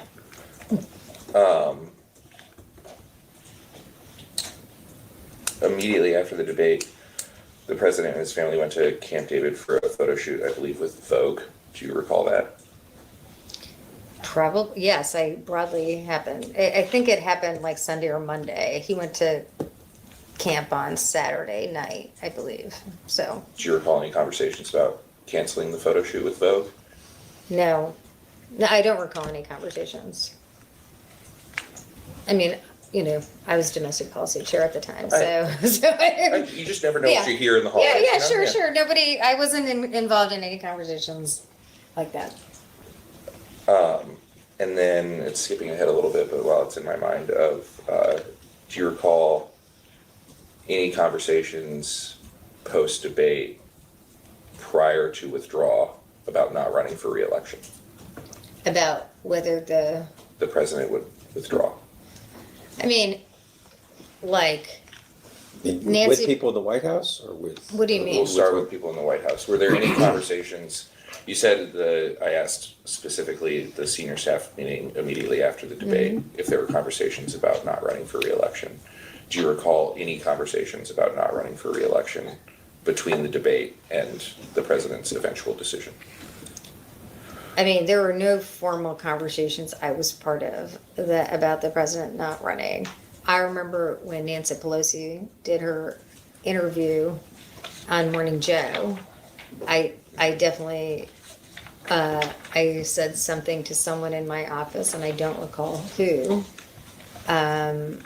It could have been one of my deputies, where I said, this is really a problem. This is a big issue, right? But I mean, that's the kind of conversation. I was not a part of any formal conversation at all about the president's decision to withdraw or not. There were a few instances between 2023 and the eventual decision to not run where former President Obama came by the White House or made a phone call to President Biden. Were you involved in any of that? No. Your old boss didn't come by to say hi?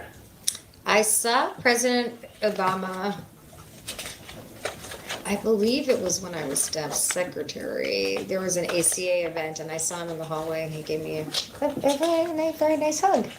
But we didn't have a substantive conversation. Looks like you're at the end there, Mitch. I'm getting close, Michael. That's fine. A couple other re-election questions. Sure. Just, whether you heard anything or saw anything. I think I know the answer to this question, but were you involved in any way in the decision to not seek re-election? No. I wasn't involved in any of the campaign meetings, just to say. There were campaign meetings, I believe, but I was not part of any of those. That probably answers my next question. Were you involved at all in analyzing, discussing, reviewing polling numbers? No. I mean, what do you mean when? Like, at any time? 2023 through the end of the election? I was in a handful of Saturday meetings. Jeff Sines had a kind of Saturday meeting. I was in a handful of those meetings. On occasion, there was polling distributed about just the president's approval. I don't recall more details, but I don't recall, I was definitely not in any meetings like around this time. There were a few that I was part of in, 23 and 24. But I wasn't in any of these meetings like in the month or so before or the month or so after this period. Some of the reporting was that the polls were not getting to the president, that Mike Donlin was a pretty good filter of bad polls. Do you have any knowledge of that? I have no idea. Who was distributing the polling at those meetings that you made reference to just a minute ago? I mean, they were on the table. So I think they may have come from the chief of staff, Rosa Poe maybe. I remember sometimes she would come in and distribute an agenda with a polling memo. Did you ever hear about any conversations regarding whether or not President Trump was going to end up in prison while in the White House? Absolutely not. All right. Mike Donlin ever mentioned? No. All right.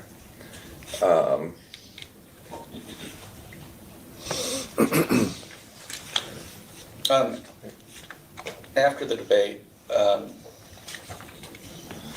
did you personally think that the president should drop out of the race? My concern after the debate was that the public, there was a high degree of public anxiety about the president's performance. I did not, sit around thinking about whether the president should get out or not. Really? I think everybody in America was asking themselves if he was going to drop out or not. You didn't have an opinion either way? Well, I mean, I was personally, I worked for the president. I have a great deal of affection for the president. I really thought the whole situation was very kind of heartbreaking. And what you're telling the committee today is that when you saw President Biden debating that night, that was Didn't see him debating that night, just to be clear. When you saw clips of President Biden debating that night, that was a one-time situation, and you had never seen the president behave that way. Yeah, I mean, I rep the president on complicated issues. He never stopped in the meeting. He never evinced anything like. And I think you made reference to the NATO summit that President Biden attended shortly after that. No. So I went to the NATO summit, that's the year before. Now, you said in response to whether President Biden should go more public, that they were planning something. Yes. and then he- I'm sorry. yeah, I thought that's you what meant he's my referring travel to. plan. No, Yes, that's the what he's NATO referring summit. to, Yes, yeah. I'm so sorry. My apologies. I thought you were asking about what I attended. I'm sorry. So that NATO summit was, at that event, President Biden confused the names of Vladimir Zelensky and Vladimir Putin. Is that correct? Yeah, did that happen? Yes, that happened. Have you since heard the audio recording of the interview that Special Counsel Robert Hur conducted with President Biden? No, Are you familiar with any of the reporting involving that? I am familiar with the reporting, but I did not listen to the hearing. I did not listen to the tapes. I think both of these events both the NATO summit and special counsel, her audio with President Biden showed many of the things that people believe they witnessed during the debate. A president who was halting or confused and meandering. So my impression of the NATO summit press conference, which I did watch a fair amount of, not the entirety, but did watch a fair amount of the NATO press conference. So my impression of that was that the president had made a mistake on confusing two people's names. Then he answered questions, relatively complicated foreign policy questions, and he answered them with relatively complicated answers that did denote to me a broad but deep grasp of foreign policy issues. So that, that I did not have the impression that you had that the NATO press summit was meandering or denoted a sense that he didn't understand policy issues, because he was, describing our interactions with Russia, how we were leading in Europe. So I had a different impression. At any point during the administration, did you have any concerns about President Biden's cognitive abilities? I did not. Did anyone in the White House at any point during the administration say to you, express any concerns about President Biden's cognitive abilities? No one expressed that concern to me. Were you interviewed by special counsel her? Sorry? Were you interviewed by special was not. counsel her?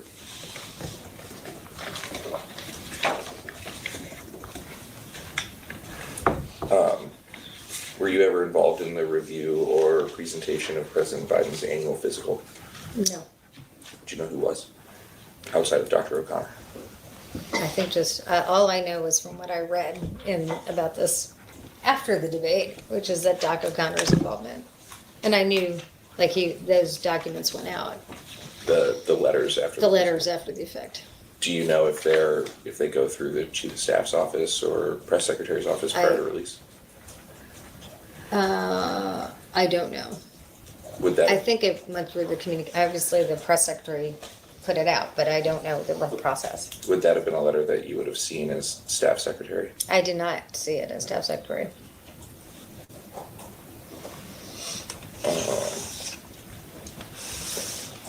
Along the lines of what Margaret asked, do you remember any discussions about providing the president with a cognitive exam during his annual physicals? No. Do you recall any discussions about use of a wheelchair? No. Absolutely not.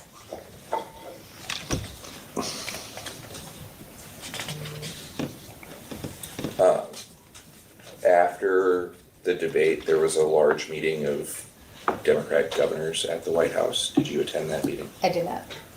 Do you know why not? I think it was a political meeting. There was only Democratic governors who attended, I believe. And I believe it was a political meeting. On July 8th, 2024, President Biden sent a letter, I believe it was public, that said he was not planning on withdrawing. Were you involved in that letter at all? In no way, shape, or form. Along the lines, again, of what was previously asked, did you ever hear any concerns about the president being isolated from members of Congress or the Senate? I mean, I heard concerns that people, I heard broad scuttlebutt in general that the president, that people couldn't get access to the president. But, I also served in the Obama administration, in which cabinet secretaries had talked about not having enough access to the president. So I didn't denote a much larger scale to that experience than I did before. That was my next question. Any concerns from members of the cabinet about access to the president? Yeah, I mean, that's my response. Just general concerns, kind of consistent with previous administrations? In the Obama administration and the Biden administration, I don't remember a specific conversation, but I remember, like hearing a lot, maybe it was in the press or elsewhere or scuttlebutt or chit chatter that, cabinet secretaries wanted more FaceTime. And I remember that very specifically in the Obama administration as well. Do you recall any directives, is probably too strong a word, conversations about shielding the president from bad news? I think it's pretty well known he has a bit of a temper sometimes. And it's been reported that specifically Mike Donilon and Steve Ricchetti, who've known him the longest, kind of like filter information to make it seem less bad. Do you recall anything like that? I mean, I was in several briefings with the president where bad news was definitely delivered. So I didn't really feel like there was some fiat not to give him information because, like when you're president, you get a lot of bad news and people shared bad news and that happened in my presence. Michael might remember this from working with me before. I have a broad question and then a list of names, and if you've ever spoken to them, Okay. just to check all our bases, make sure that we can Oh my try God, to. that's a long list. Oh my God. It's not that long because I've been going through it as well. Okay. So any conversations, I'm going to limit the time scope to like 2023 till present, so post administration as well, Okay. with any of the following people regarding the president's health, age, or ability to be president of the United States. So I mean, I guess I'd like to just like differentiate two things in this whole age situation. There were a lot of conversations in the White House about how the public considered the president's age an issue. Like that was a very rich discourse where, it was like the number one concern voters had about the president was his age. So I feel like that kind of percolated all around. But his capability is a separate Let's issue. limit it then to health or ability to be president. Yes, okay, great. First Lady Biden. No. And the question is, have I had a conversation about these two issues, health or ability to be president with this person? Correct. Yes, okay. Hunter Biden. Nope, Ashley Biden. nope, Naomi Biden. nope. I Okay. mean, just to say, I don't think I've met, I'm not sure I've met any. Answer's no, ma'am. Oh, sorry, okay. Sorry. Valerie Biden Owens. No, Vice President Harris. no, Second Gentleman Doug Emhoff. no, President Obama. no, President Clinton. no, Secretary Clinton. no, Ron Klain. no. Jeff's. President, what's the question? Any conversations with Mr. Klain regarding President Biden's health or ability to be president? No. Jeff. I mean, just to say, I did inquire about the president, how quickly he was recovering from COVID with Ron Klain. So that's the that's health different. question. Yeah, post-debate, pre-NATO, right? That's when he got COVID? No, the first time he got COVID. The first time, okay. Everyone's had it 9 times, so it really doesn't. Yeah. So it was the first time, not the second time. All right. Jeff Zients, No, Rahm Emanuel, no. Bill DeLay, Daily? Daily? No, Jake Sullivan, no, Anita Dunn, no, Mike Donilon. no.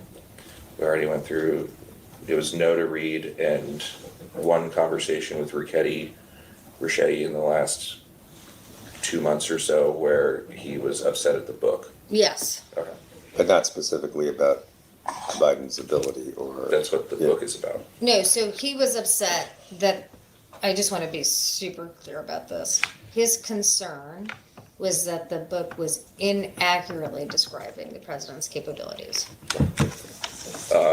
Jen O'Malley Dillon, No, Anthony Bernal, no, Annie Tomasini, no, Ashley Williams, no, Dr. O'Connor, no, Kate Bedingfield, no, Jen Psaki, no, David Axelrod. no. Can we go back to Jen Psaki? Yes.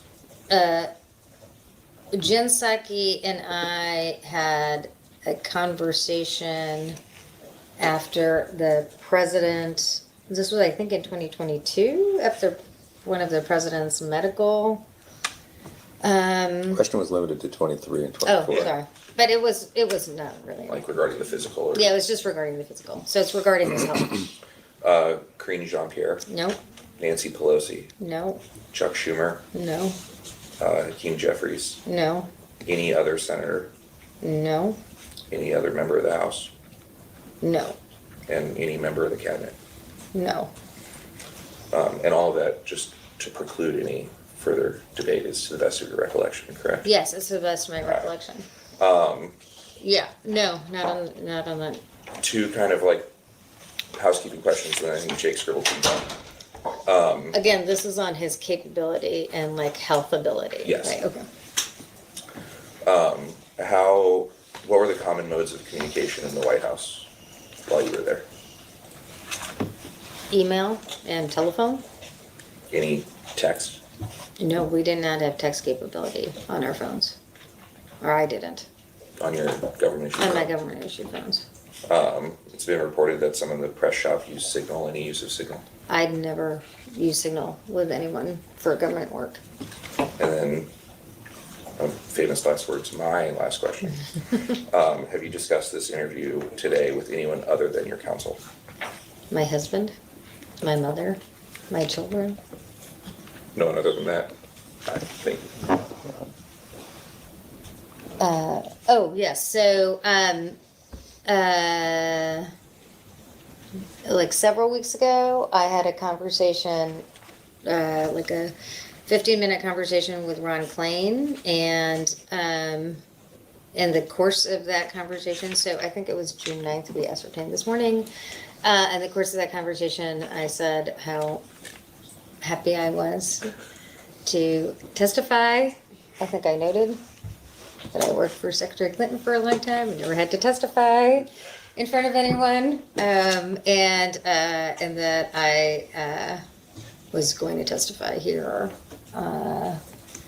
and I think it was like a 2-minute conversation with Ron Klain. And I told a fib, but I have one final question, so Sure. I'll let Jake go. Oh, do you want to ask it now? Oh, okay. Do you believe President Biden is suffering cognitive decline? I do not. Do you believe Joe Biden, from the debate, would have been capable of leading the country for 4 more years?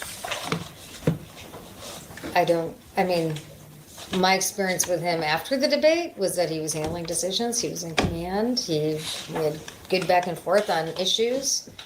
So my response to that is based on his post-debate performance with me, which is that I believed he could. But if the Joe Biden from the debate showed up to the White House every day, do you think a person like that is capable of leading the country?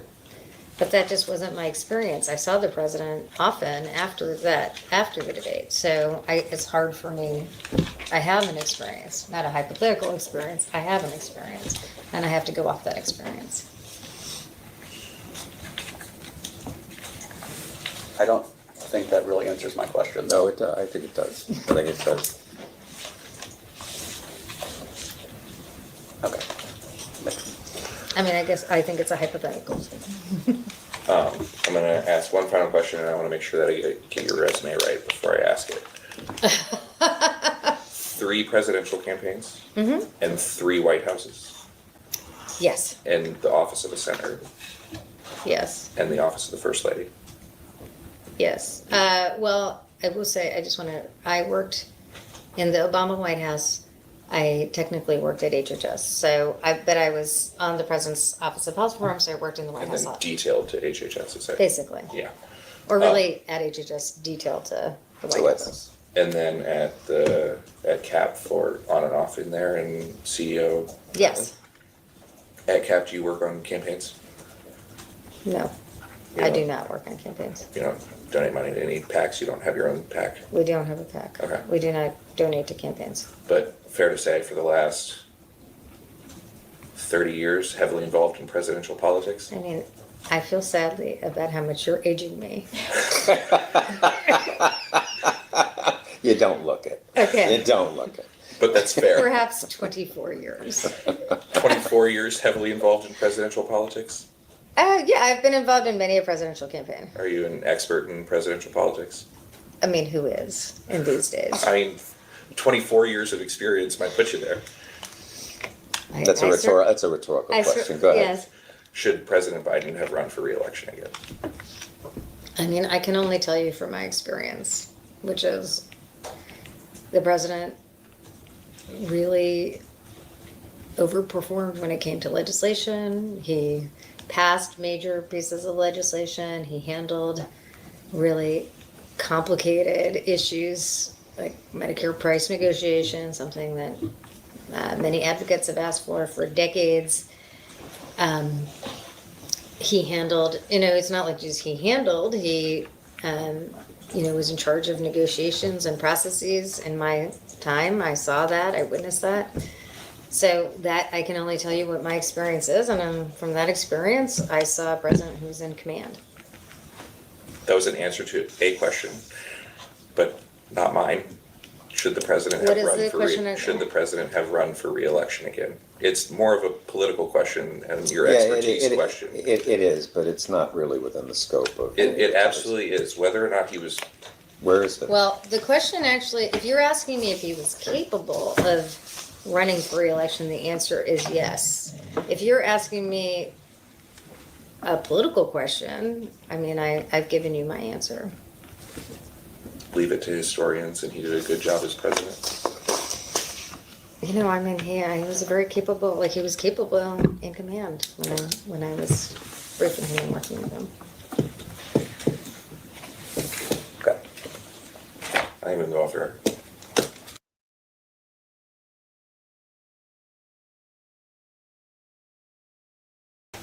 On the record. Ms. Tanden, I just have a few questions for you. I know it's been a long day and we appreciate you bearing with us. One thing I wanted to clarify at the outset, my majority colleagues asked you a number of questions about the Jake Tapper book. And as you told us earlier, you did not read that book, correct? Yes, I did not read the book. So my majority colleagues made a number of representations to you about what that book alleges and what it substantiates. But since you haven't read it, you don't have any firsthand knowledge about either of those things, correct? I do not. In your answers during the previous round to questions regarding President Biden, I understood you to draw a distinction between physical signs of age that President Biden may have exhibited on the one hand, and his mental acuity and ability to execute the duties of the presidency on the other. Is that a fair summary? Absolutely. I consider those two very separate things. And with respect to the latter category, the president's ability to do the job, you expressed confidence in Joe Biden's ability to execute the duties of the presidency. Is that a fair summary? Yes. Okay.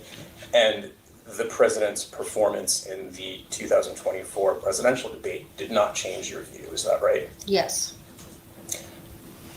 Was it ever your view at any time that President Biden was unable to make decisions about matters within the scope of his presidential duties? No, it was not. Or was otherwise unable to execute the duties of his office? No, it was not. Did I you should ever- just be clear. I never had a view that he could not exercise the duties of his office or that he was not in command of the presidency. Did you ever have any concerns about President Biden's ability to handle significant policy matters? No, What about issues of national security? no, I had no concerns. I handled complicated policy issues with the president, very complicated issues around Medicare policy, Medicaid policy, very difficult to comprehend for many senior advisors, and he handled those very well.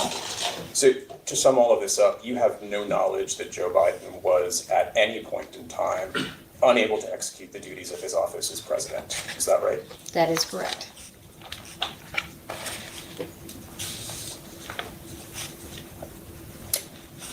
That's all we have. Thank you.